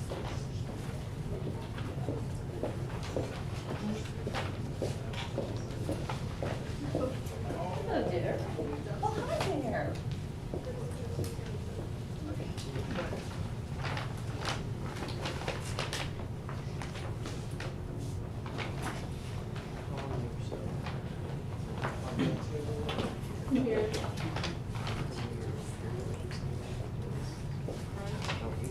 Don't do that. Do not cry. Do cry, I'm gonna cry. I have to cry until next Friday. We enjoy it. Yes, we have to make it first. It's cold in here. Yes, it is. It is. Brings back a seriously nostalgic feeling. We keep it cold so they don't. Are you cold? Why couldn't them come? She said it's gonna be too crowded, but I see a lot of room in here. But then she wants you to come see. Yeah, she wants me to come see her. I'll watch her through Spirit at McDonald's. Yeah. Yeah, do you want to switch? Okay, alright, I guess we're going to McDonald's. No, I'm joking. I don't Do you want to switch? I don't want to switch. Okay, if you're good, then we're good. Should have good presentation. Unless you want to unfold what and that's Well, it was off when I got here and I touched the mouse and this is where I got. We'll just switch one. I do it like this because it's wider than it is long. See, look, this is how savvy I am. Is this how we fix it? Uh-huh. Great, I love that. Anything else I can do for you, Well, sir? not at this moment. Let's see if I can break this one too. It's not gonna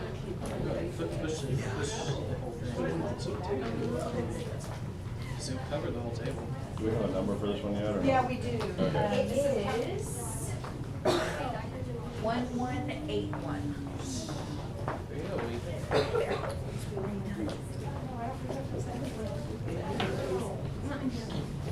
I'm in, sorry. I guess. Awesome. It doesn't start, they won't start it till it's 7. Where do you want to sit? Just to be in the back. You want me to sit on whatever that thing is? I can sit on it. You got about 5 minutes. Is it okay if I flip through to make sure all the... Yes, we want you to check and make sure the clicker, the battery is. Should I check through all my slides or just? Whatever you're comfortable Yeah. with.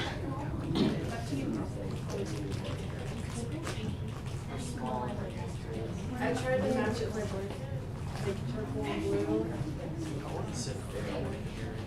But nothing's happening. Okay. Yeah, So why do you like your That's all. You're so comfortable with the clicker. We didn't mean to touch it, we were afraid you'd break it. Oh my god. What about the lighting? This is what we meant later. How is it different? I'll just look at it. I'm used to having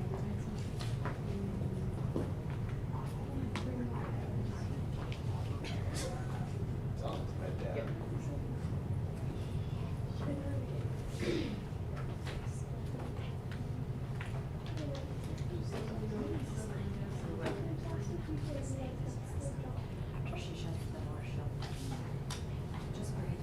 A few minutes. The hardest part right there I was know, waiting. Has Ashley done She did 2 sessions ago, so. Did you watch her? Yeah. I had to ask permission to see if I could watch her. She didn't want me to go. Yeah. Her emotional side.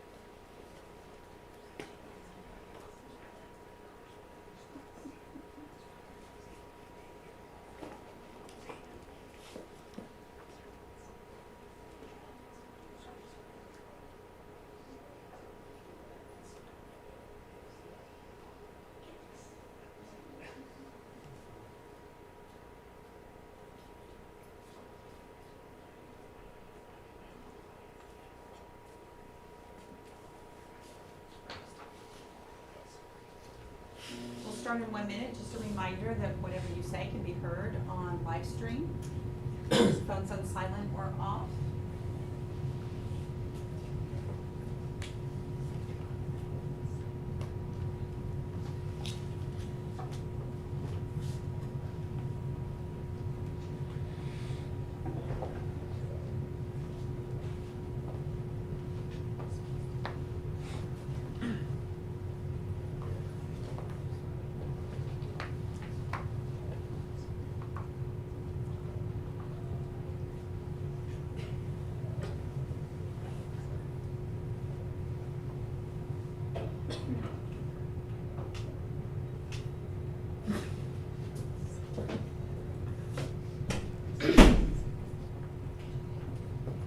Whenever you're ready. So it's time. Are my judges ready? Alright. Imagine a child named Diana Williams who is like any other first grader. She's learning to read, to write, and is trying to make friends. One day, she goes to her father crying that she is struggling with all of this. He remembers back to when he was her age and how he was enrolled into guitar lessons and how it helped him. Hi, my name is Brooke Berry, and I believe that craftsmanship, and more specifically hobbies, have many benefits. In my research, I have found that they help with brain development, motor skills, and happiness. I chose this topic because I felt like a lot of people in today's society do not put much value into hobbies. They just think they're a waste of time or they're boring. They say their hobby is either watching TV all day long or being on their phone in their free time. I want to inform people that having a hobby can be beneficial to them or their children. The first instance of a hobby helping that I found in my research was crochet. There was a second grade teacher named Sarah Neller, and she read a book where this man incorporated knitting into his classroom to help his students learn motor skills.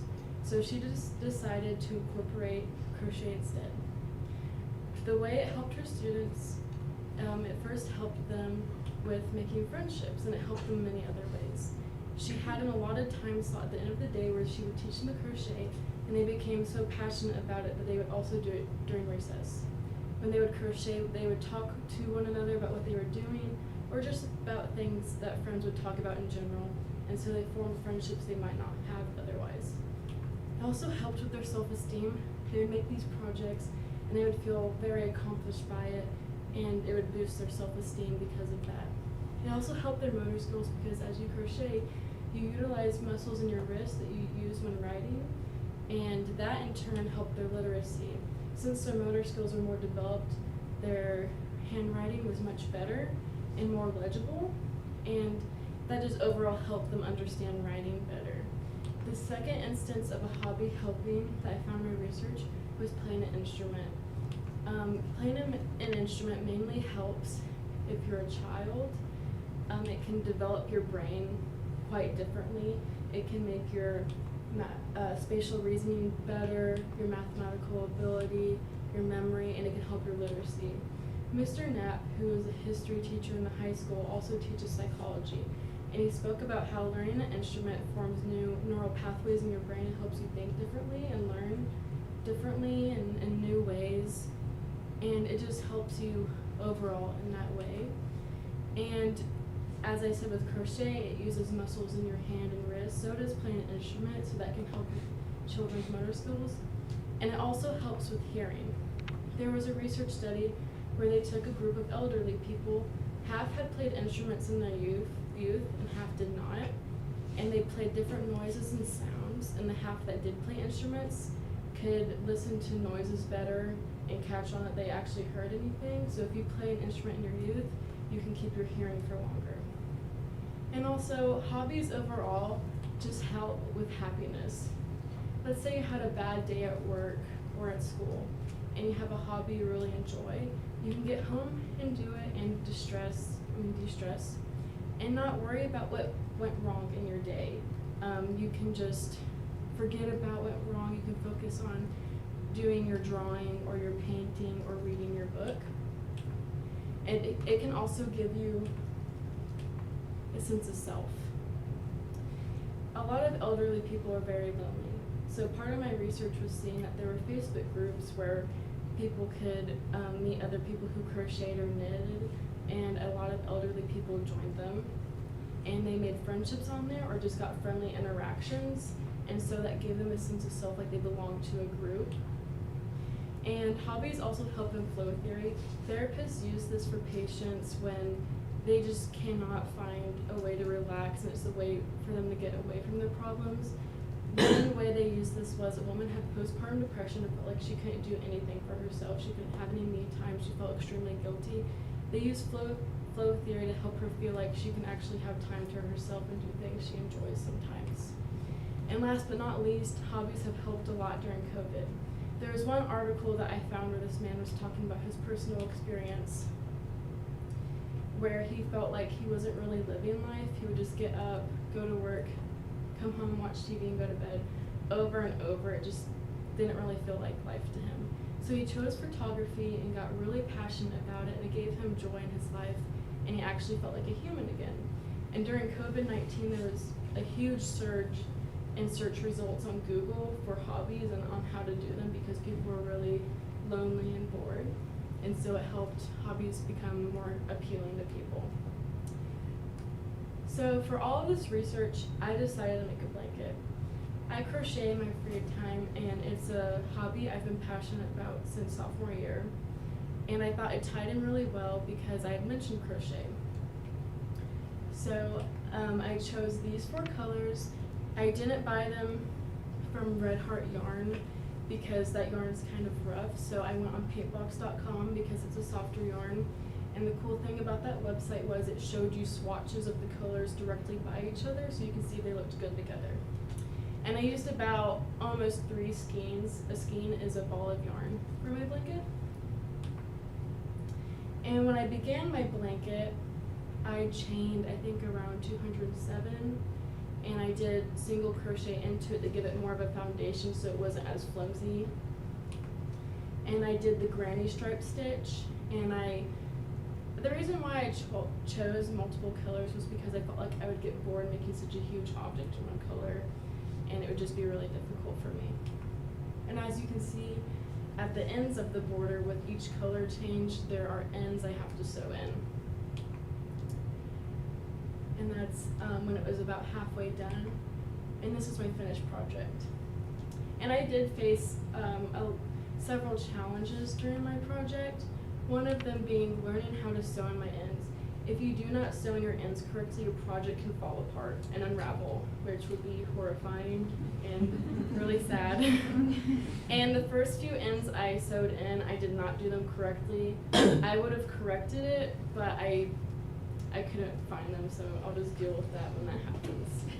So my mentor, Miss Berry, taught me how to sew them in correctly. What you do is you tie a little knot before sewing in the end, so if the ends do kind of wiggle out, there's a knot to stop it from unraveling, and you can fix it how you want. The second challenge was being a perfectionist. Whenever I make crochet projects, I want it to be perfect. If I mess up something, I will rip back rows to fix it, no matter how far it is usually. And on this blanket, at the beginning of that, I would do that. I would rip back an hour's worth of work to fix a tiny thing. It wouldn't have ruined the blanket or anything. I wanted it to be perfect.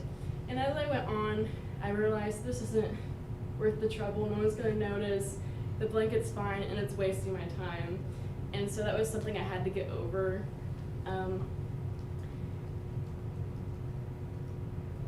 But I hope that this has showed you all that hobbies can be beneficial and they can help you or your children.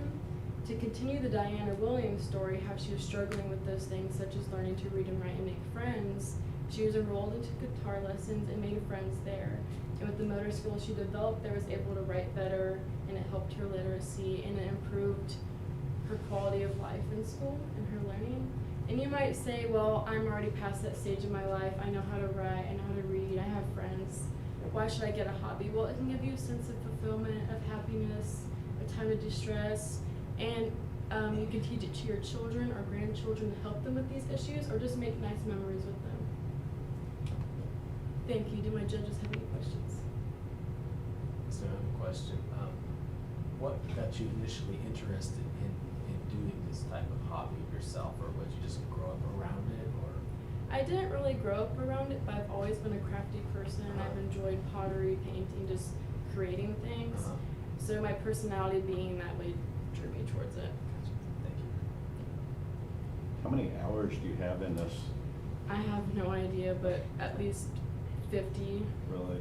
It took months constantly working on it, so I don't know. It was a long time. Any more questions? Yeah. What's another hobby, or not hobby, well, yeah, I guess I'd go with that. What's another hobby that you would like to pick up? I would like to become a better painter. I could paint stuff, but it's not really impressive. I would like to be able to paint landscapes or realistic pictures like elephants or something. Yes, someone. If someone in this room asked you to make a blanket for them, how much would you charge? Seeing as how long this took. I don't know. I told them to come back in a decade. See if I'm finished in 10 years. Yeah. Can you make a book for me? Maybe. I would probably, I don't know. Handmade blankets are so expensive, and a lot of people are upset by that. But it's so much effort and time. Yeah. Like a lot of people are like, oh, I just want to pay $15. But if you were to pay me minimum wage for making that blanket, that would be way more than $15. I don't even know, like 200. So That'd be a lot. And then there's supplies and just how laborious it is. So, yeah, I don't know. Any more? Okay. Thank you.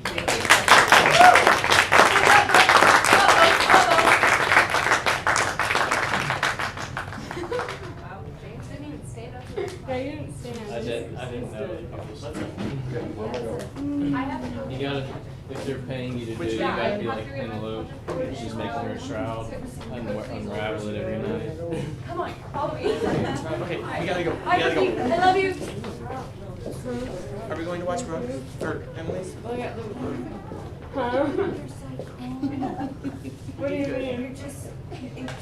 Words just fall out of you. That's not how I felt. Maybe you look at it, look good. Maybe you should go into acting. I did. I was She in a is an play. actress. She's hilarious. I was too. in a play. What room is Emily in?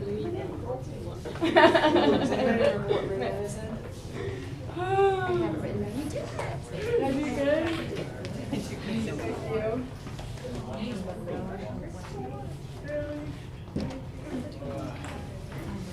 I heard y'all complaining some time back there about being OCD or something. I thought it was about how this blanket was laid My out. brother had a buzz on the back of his sweater and it was bothering me. You did? Yes. I said who?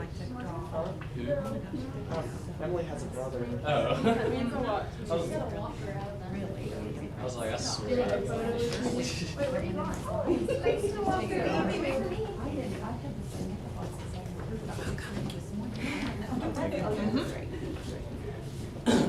Where's the 117?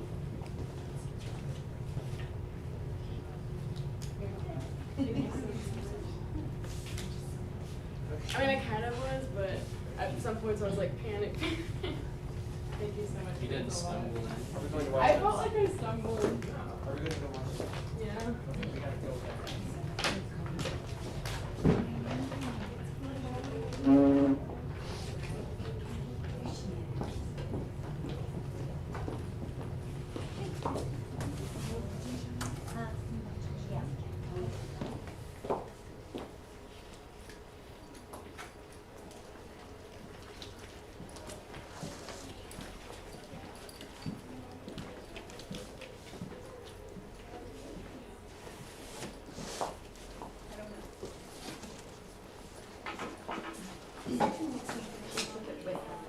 What she had in her hand, right?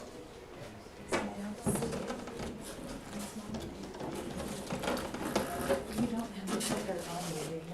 No. You think you took it with her? I haven't passed off the, oh, okay. No, you're good. We just need to put that, yeah.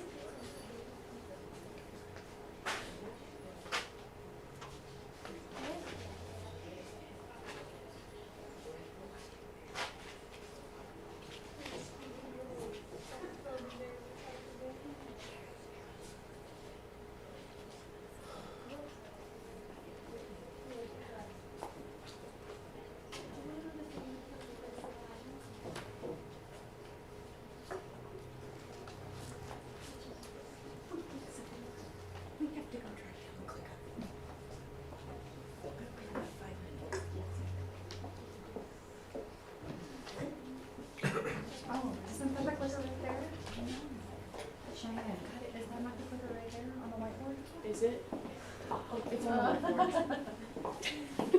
always give it to us, so put it right there.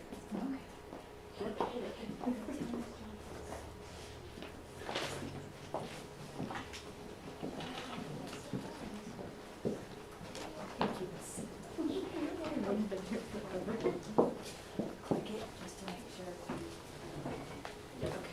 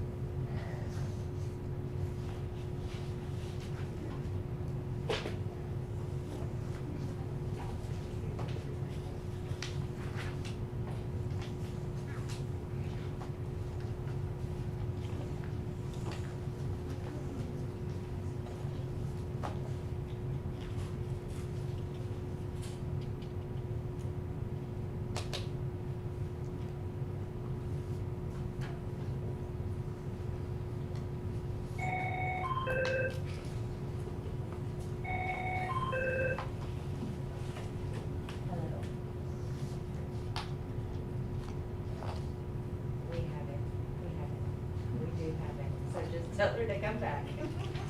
You're welcome. Bye.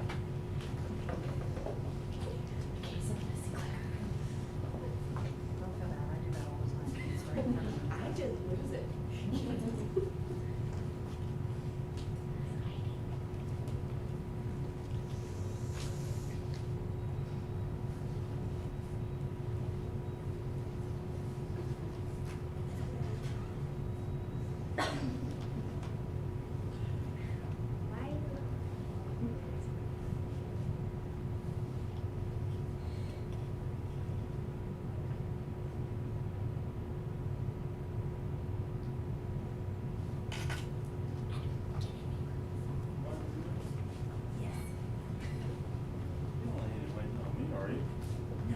It's not. You got that. You don't want this. I didn't want that one. You're good. Good luck with that one. This one's still. That's why I had this one. Machine's doing. You're good, Sam.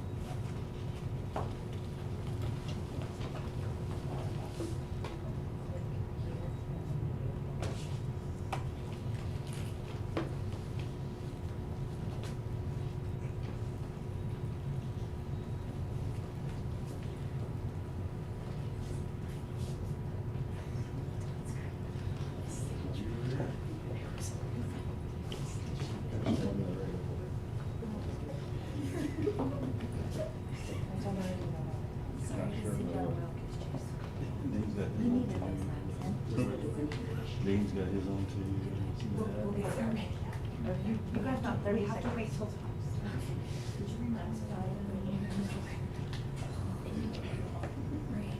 Just a reminder that we are live streaming, so what you say can be heard.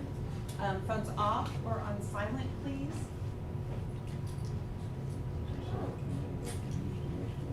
That's what I heard.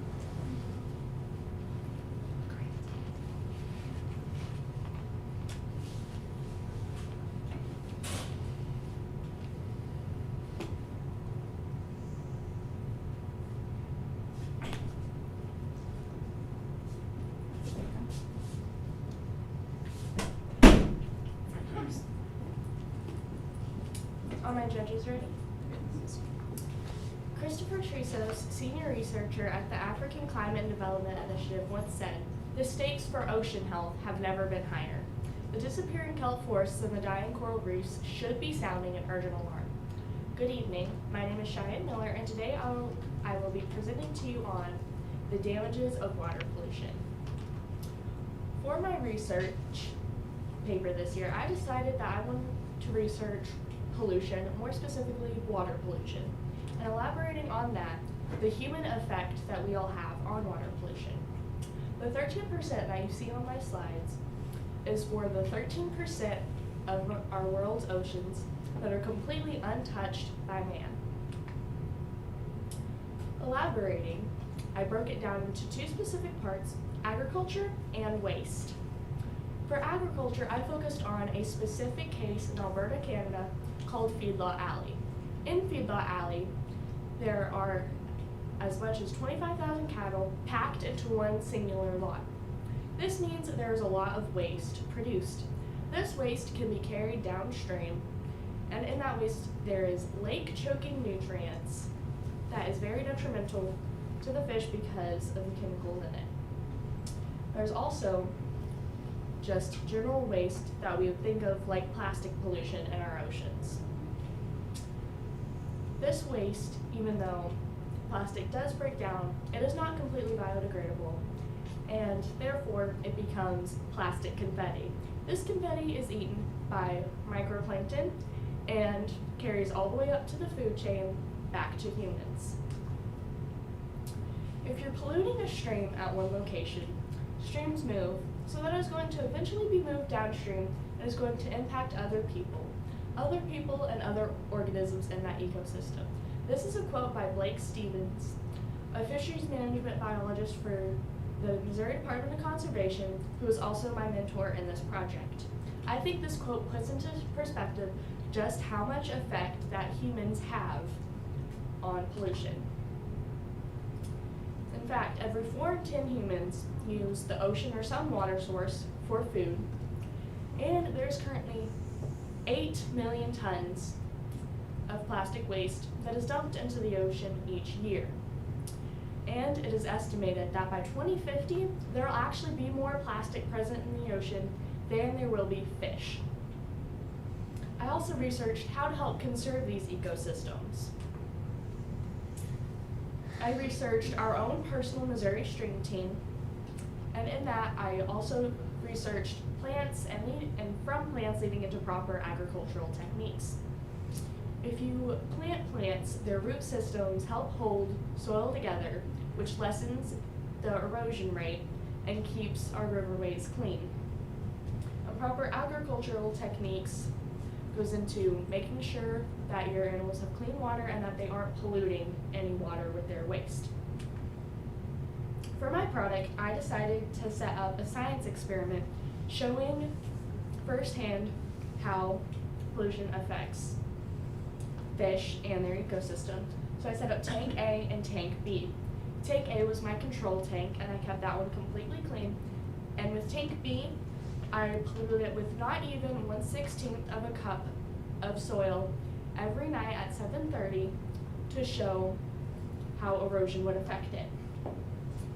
I used a hatch test kit from the Missouri Department of Conservation that I borrowed to test different things in the water as well.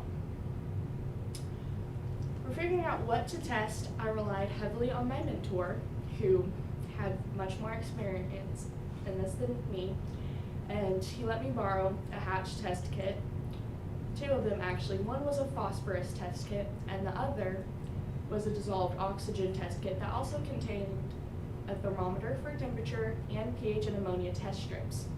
I also had to find out where to get fish because I did not want to just go out and buy fish. I wanted to get them locally. So we went to Galloway Park in West Plains, Missouri, and got our fish. And these are pictures from my first night, and that is the amount of dirt I put in it every night, and then filling the tanks and everything I put in the tanks. And then here are pictures of me testing. The far photo on the bottom left, it would be your guys' left, shows a dissolved oxygen test in action. And I'm also taking temperature and using pH test strips in different pictures. I chose an experiment because I thought it would be the easiest to show firsthand how pollution affected water. For my mentor, I got in touch with the Missouri Department of Conservation, and they put me in touch with Mr. Blake Stevens, and he said that he would love to help me. And for resources, he let me borrow one of these hatched dissolved oxygen test kits along with a phosphorus test kit as well.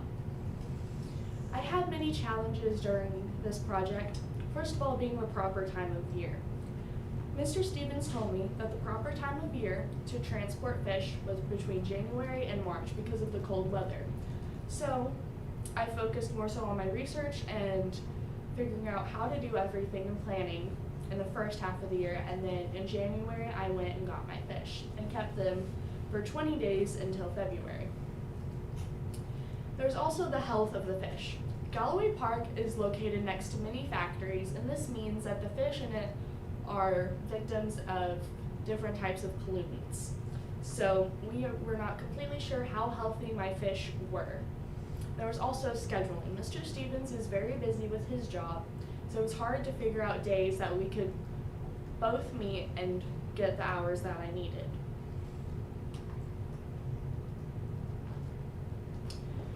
People might not think that pollution is such a big deal. They may think that pollution is just a part of life nowadays. However, that is simply not true. If we do not take a stand against plastic waste and water pollution in general, we will not have the many recreational activities that we around here use with our waterways, or perhaps even any ways to get food from them as well, which is why we need to take steps to solve the problem of water pollution. Thank you.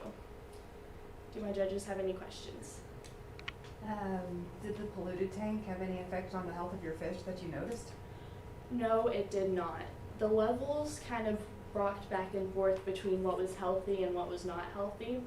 And actually, the fish in tank A died quicker than they did in tank B. What do you think that is? I think part of it had to do with getting them from Galloway Park and all the runoff. Whenever we were there to get our fish, a passerby stopped to talk to my mentor, and he said that he had recently been noticing a lot of industrial runoff in the river. So we're not completely sure how healthy the fish were. Now, would the soil in that help absorb some of that chemicals or sift it to clean it as well? Yes, my mentor did say that that could be a possibility in it as well. Did you have some way in your test tanks, was the water circulating through there? Yes, I had bubblers in both tanks Okay. going at all times. Did you use the water that they came from as your? Yes. We collected water first, and then we seined for fish through different parts of the stream that runs through there.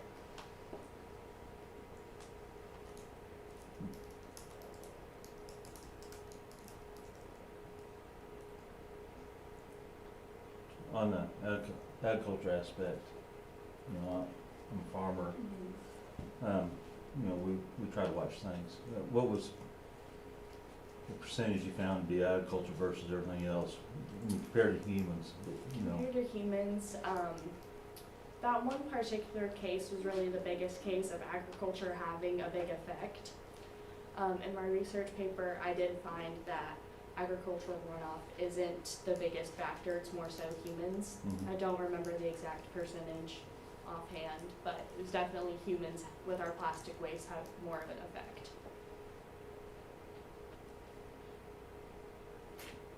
did you come up with any solutions for the change in the plastic being dumped? What other things you can do with it, or?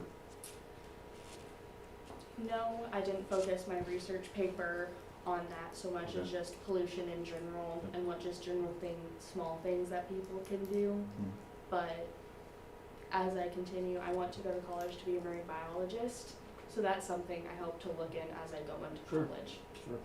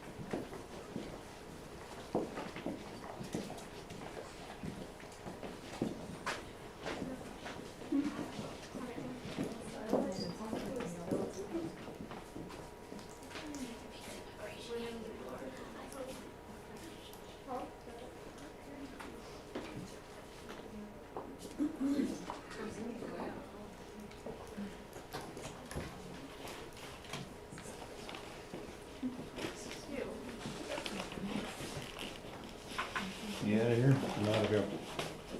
Got one more left for tonight. Have fun. You eat dinner yet? Twice. So did I. Bye. It'll forget you. Okay. See you later.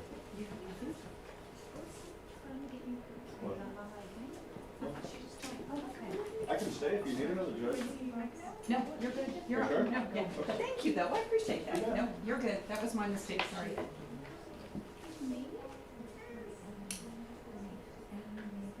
These work well, well, but Nichols stepped out.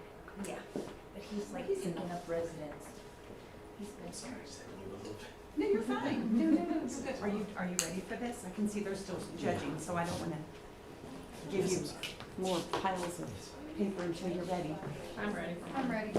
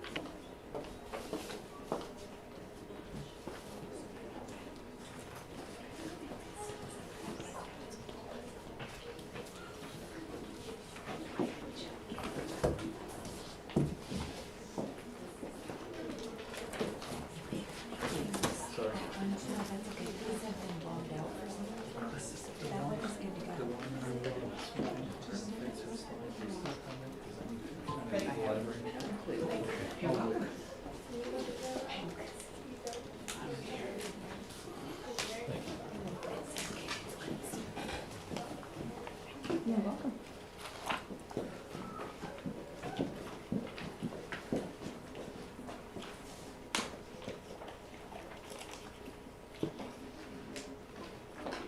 You wanna click through just to make sure everything's working? Okay. Yeah, you've got some time. You can jog around the building, come back, take some deep breaths. You ain't saying we have to take a jog, are you? What? No, just a listen. I just took a jog. No, we just find a clear puffer, we don't need to be taking a jog. Well, you know, it goes after eating 2 dinners. Taking supper.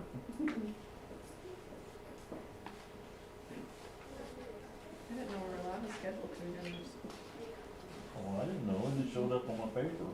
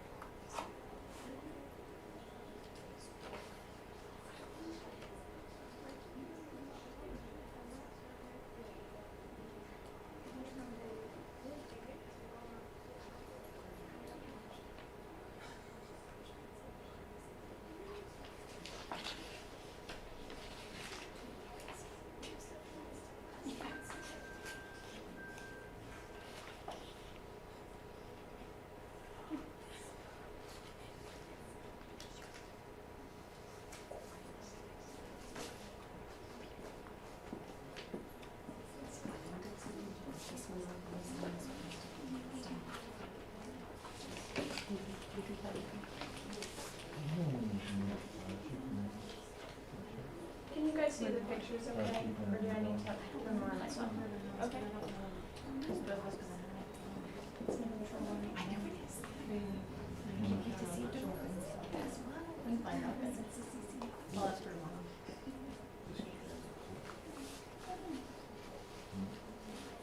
You have 3 minutes, which will feel like 30, just like. And being vegan, right, so. I'm sure it can be arranged. If I do. So you can make it. If I do get one. I said to somebody at board meeting, you know, this and that, and it's always been that.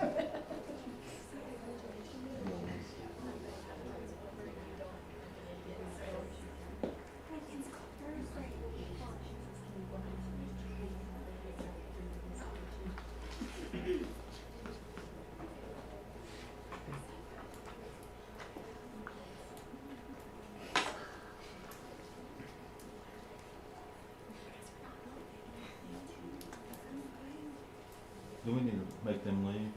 We can do that. I think we got the power. What? Sergey though. What? He's a little. I already gave you the first A for the truck hold. You're welcome. I've already given her 2.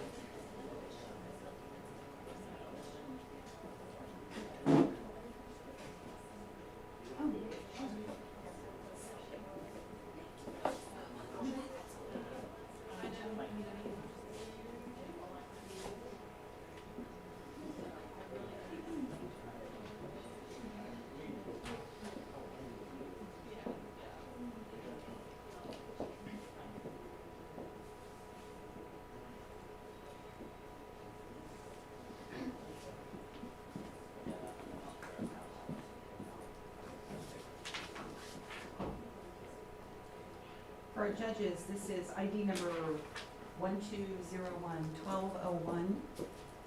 One last reminder of whatever you say is being live streamed, and phones on off or silent, please. I told you it would seem like 30 minutes, but we're down to like a minute, a little less than a minute.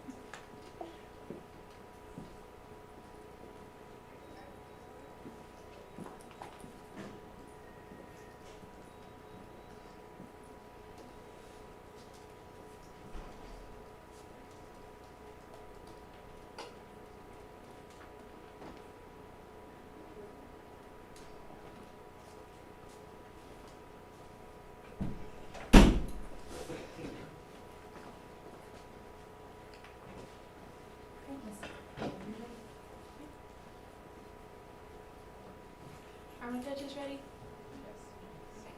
When I was younger, I've always liked taking pictures, whether it be of rocks that were really blurry and you could barely tell it's a rock, but I would be in love with it, or of myself, and it'd be a really bad picture looking back on it now. But back then, it was just the best picture that I could have ever taken, and I loved it. If it wasn't for photography, I probably would have never really realized how much I enjoyed taking photography and learning a little bit about it, and I wouldn't have wanted to learn more of it. Hi, my name is Alyssa Fitzsimmons, and my product is over learning photography techniques. Before I talk to you about my product and my research over the different photography techniques, I'm going to talk about where the photography came from. Photography originated from the Greeks. They called it painting with light, which meant that they used a light-sensitive material to record the light and related radiation onto the material so that they could get the image that they wanted to. They started using this first in the 1830s, and this is actually a picture that they have created onto that material. The different photography techniques that I used, I first started on the exposure triangle, and that has 3 different sections in it, and it's the ISO, the aperture, and the shutter speed. The shutter speed, if you have it set on low, it's going to take longer for the lenses to shut, which is going to take longer to get more pictures. But if you have your shutter speed set on high, then you're going to get more pictures because the lenses shut rapidly, so it gets more pictures. The ISO If you have it set on low, it's going to cause less light to come in. Like in this picture to your guys' left, I did not have my ISO set right. I had it set way too low for the lighting in the room, which caused my picture to be really dark. But if you're not careful when you set your ISO too high, it's going to be really noisy or grainy, which means it's going to be really pixelated in the picture. I actually set this picture to your guys' right. I set it to the right ISO to the room. So it got a clear picture of my object, but it wasn't too pixelated because it was right around the exact ISO that I needed. I learned the depth of field also, which the depth of field means that it's the distance between your nearest and your farthest point of your object. In this picture to the left, I had my focus point to the bricks, so it caused my object to be blurry because I didn't have my focus point set to the right place. So the background is greater, so the farthest that I have my object set back, the greater the background is going to be, which means it's going to be more blurry because I didn't have my aperture or focus point set right. In this picture, my object was to the right, so I wanted my, to the left. My focus point, I wanted to be to the left, but it focused more up front instead of on my object. But my object, because she is set to the left, is not as blurry as in this picture over here. But you want a smaller aperture so that you can get more detail into your picture. I also did the stop versus blur motion, which it is better for your sports outcome because then you can tell that they're actually doing something and you can see the movement that it is. You have to mess with your shutter speed a lot because in this picture over here to your guys' left, I did not mess with the shutter speed during his first moto, so that's why I have the background blurry, which is the blur motion, but it focused on him, so he is the stop motion versus the blur motion, and you can tell that he's actually moving. And this picture up here to your guys' right is just a stop motion because afterwards I messed with my shutter speed, got it to the right setting, and it took more pictures, so it got a stop motion. If you want just a blur motion, you're gonna have to have your aperture set low to a smaller aperture. I learned still life too, which there's two different types of still life. You can have a created still life and you can have a found still life. Still life means that it's basically just a group of objects that you either find or created. And this over here to your guys' left, I created that. You also have to get really creative with your lighting. If I went to put the towel over it, there would have been a glare and you wouldn't really be able to see the object because the camera would have focused on that glare and you would just be focused on the stovetop. But I also had to have my brothers hold a flashlight over it because in the kitchen the lighting was too dim, so you couldn't really see it. So I had to have my brothers hold a flashlight so that I could get the glare onto the muffins and the pan that I wanted. In this picture right here, I found it. I didn't put the bug on it, so it's a found still life. I walked up to the bug, got as close as I could without making him move, and then I had to zoom in and got that picture. For macro, it brings the object closer to your eye, and it's actually 5 times larger than the actual object itself, so your eye automatically focuses on the object because it's so big. If I was to go up to the greenhouse and get that pepper in this picture, it would be really small compared to this picture. The rule of thirds, it helps the eye not go straight to the middle of the picture because your object is set off to the side, so your eyes goes to the side of it. And it also gives the picture more depth and makes it look more full. But if I was to put a grid over the picture where the lines meet, there's going to be 4 dots on it. Your object should hit at least once. This picture, my object hits 2 points in it, so it fits in the rule of thirds category. For my leading lines, you just have to find a source of lines, whether it be a railroad track or line in the road, railings, just a source of lines, and it causes your eye to follow the lines to get a visual sense of direction. Like in this picture with my sister, you can see on her hand, there's the railing leading up to her, but up by her head, there's also the door frame leading down to her, so I have 2 different leading sources of lines up there. And in this picture of my brother, I have the walls as my source of leading lines because they lead to him. So those were my sources of leading lines in those pictures. I also learned portraits. Portraits make it look more clean and focus on the object itself, but you also have to work with your lighting too, because I have a sheet that you can use. If you don't use this sheet, in some pictures you're gonna have unwanted shadows, and you can just use like a white tablecloth for your sheet to have the light bounce off of it, but not make it too bright to where your object is squinting their eyes too much, so that it makes it a good picture. You also have to alter your aperture so that it's the main focus. If I wouldn't have altered my aperture for this one, my focus point was set over here, but if I wouldn't have altered it, then he would be blurry and he'd be focusing on the point. So you have to alter your aperture as well. For the black and white, it takes out the distracting background. Like in this picture here with my dad, if I wouldn't have took out put it in black and white, you would see dirt bikes, gasoline jugs, dirty clothes everywhere because they were in a race, so they just strip and just throw their clothes down, don't really care. So if I wouldn't have put that there, you would have seen all that, and I didn't want you guys to see dirty clothes everywhere. So I put it as black and white. It gets attention to the subject as well. Like in this picture, I wanted the subject to be her eyes, but if I wanted to put it in black and white and edited it a little bit, you would not really be able to see her eyes because her eyes blend in with her body, because it's like this exact same color with her eyes, and she has droopy eyes. So her eyes would not have been the main focus in that. You also have to adjust your black and white points, because if you don't, you're going to get unwanted shadows, and you don't want that. For dodge and burning for editing, what dodge and burning means is to dodge if you have a dark spot that you don't want into it. Like on this side of my dad's helmet with the trailer, if I wouldn't have dodged that a little bit and made the light spots a little bit lighter, then you would not really be able to see it because it was too dark and it would have just bled from the trailer to his face. So I had to take it and make those a little bit lighter. For burning is the opposite. If you have a light spot that you don't want in it, you just burn it over and it'll make it darker. I also did landscaping. It's best if you use a tripod, because sometimes you have to set your shutter speeds a little bit lower so that you can actually get the image that you want.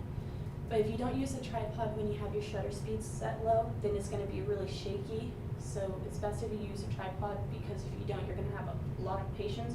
And if you're anything like me, you don't have any patience. It's best if you use a wide angle too, so you can capture more of the landscape.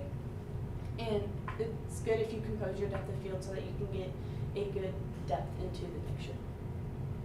And shutter speeds are also important. Depending on where you want your picture, you have to mess with your shutter speeds, or you're not going to get the correct picture that you are looking for. These are some pictures that I've taken.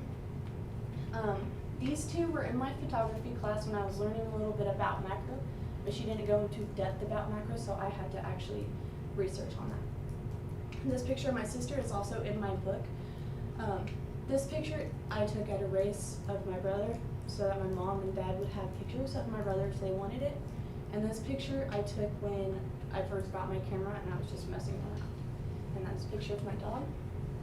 My challenges was learning the exposure triangle and remembering what the three sections were and where they went into.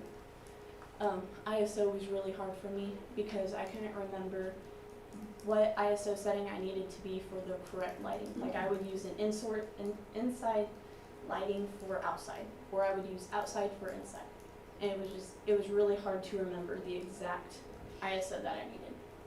Also, learning the camera was really hard because when I first started it, I was using my cousin's camera, which was a Canon, and at Christmas, my parents got me a camera, which was a Nikon.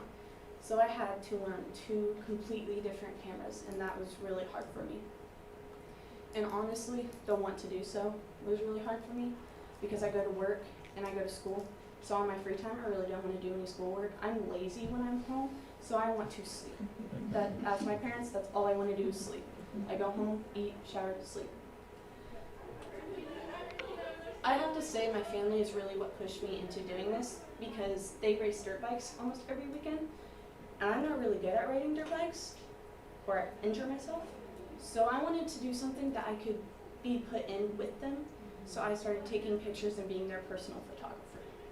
And if it wasn't for photography class, I wouldn't have got the idea of learning more about photography to better my pictures for them. And it feels really good when I'm at a dirt bike race and I show a random rider a picture that I took and they're like, oh wow, that's really cool. I want that picture. Can you give it to me? It just makes me feel really good about myself. Thank you. Do my judges have any questions? Yeah, I set my phone. So I could Would you guys like to look at my book and see all the pictures inside of that? Sure, I'd love to see it.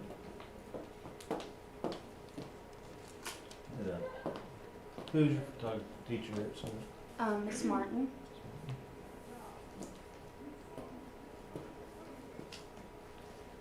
Is photography something that you look at as a possible career or just a Oh hobby? yes. Or, okay. I love taking pictures.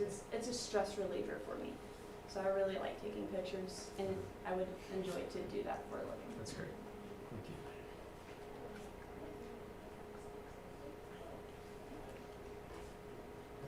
How good's the camera that you got for Christmas? Well, it's pretty good, but I lost it currently. Oh no. Ouch. So gotta find where I put it lost. I thought it was in my car, but apparently it's not. So we're looking for it. But it's a really good camera.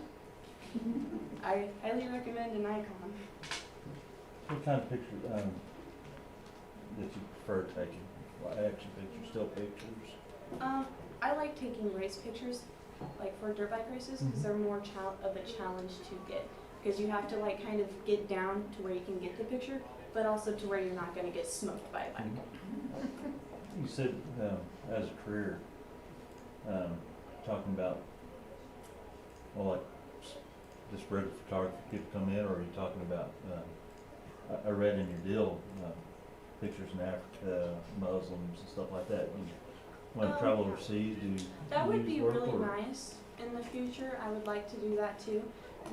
In my research project, there was a portion of the Muslims and stuff, and they would take pictures to reveal a self, meaning that they would they want them to look more into them besides their outside character.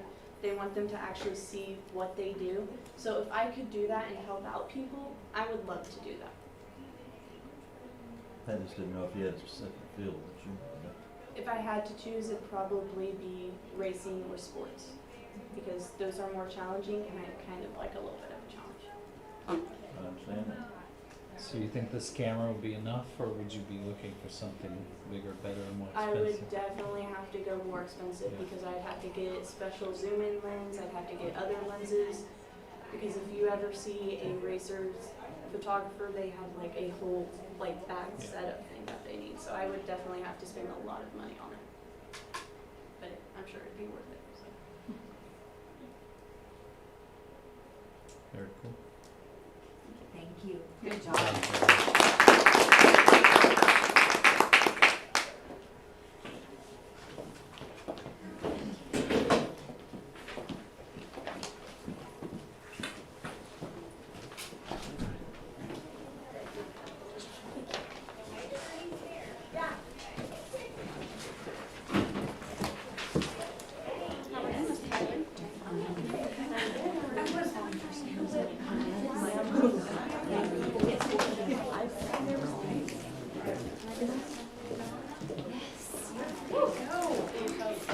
Thank you so much.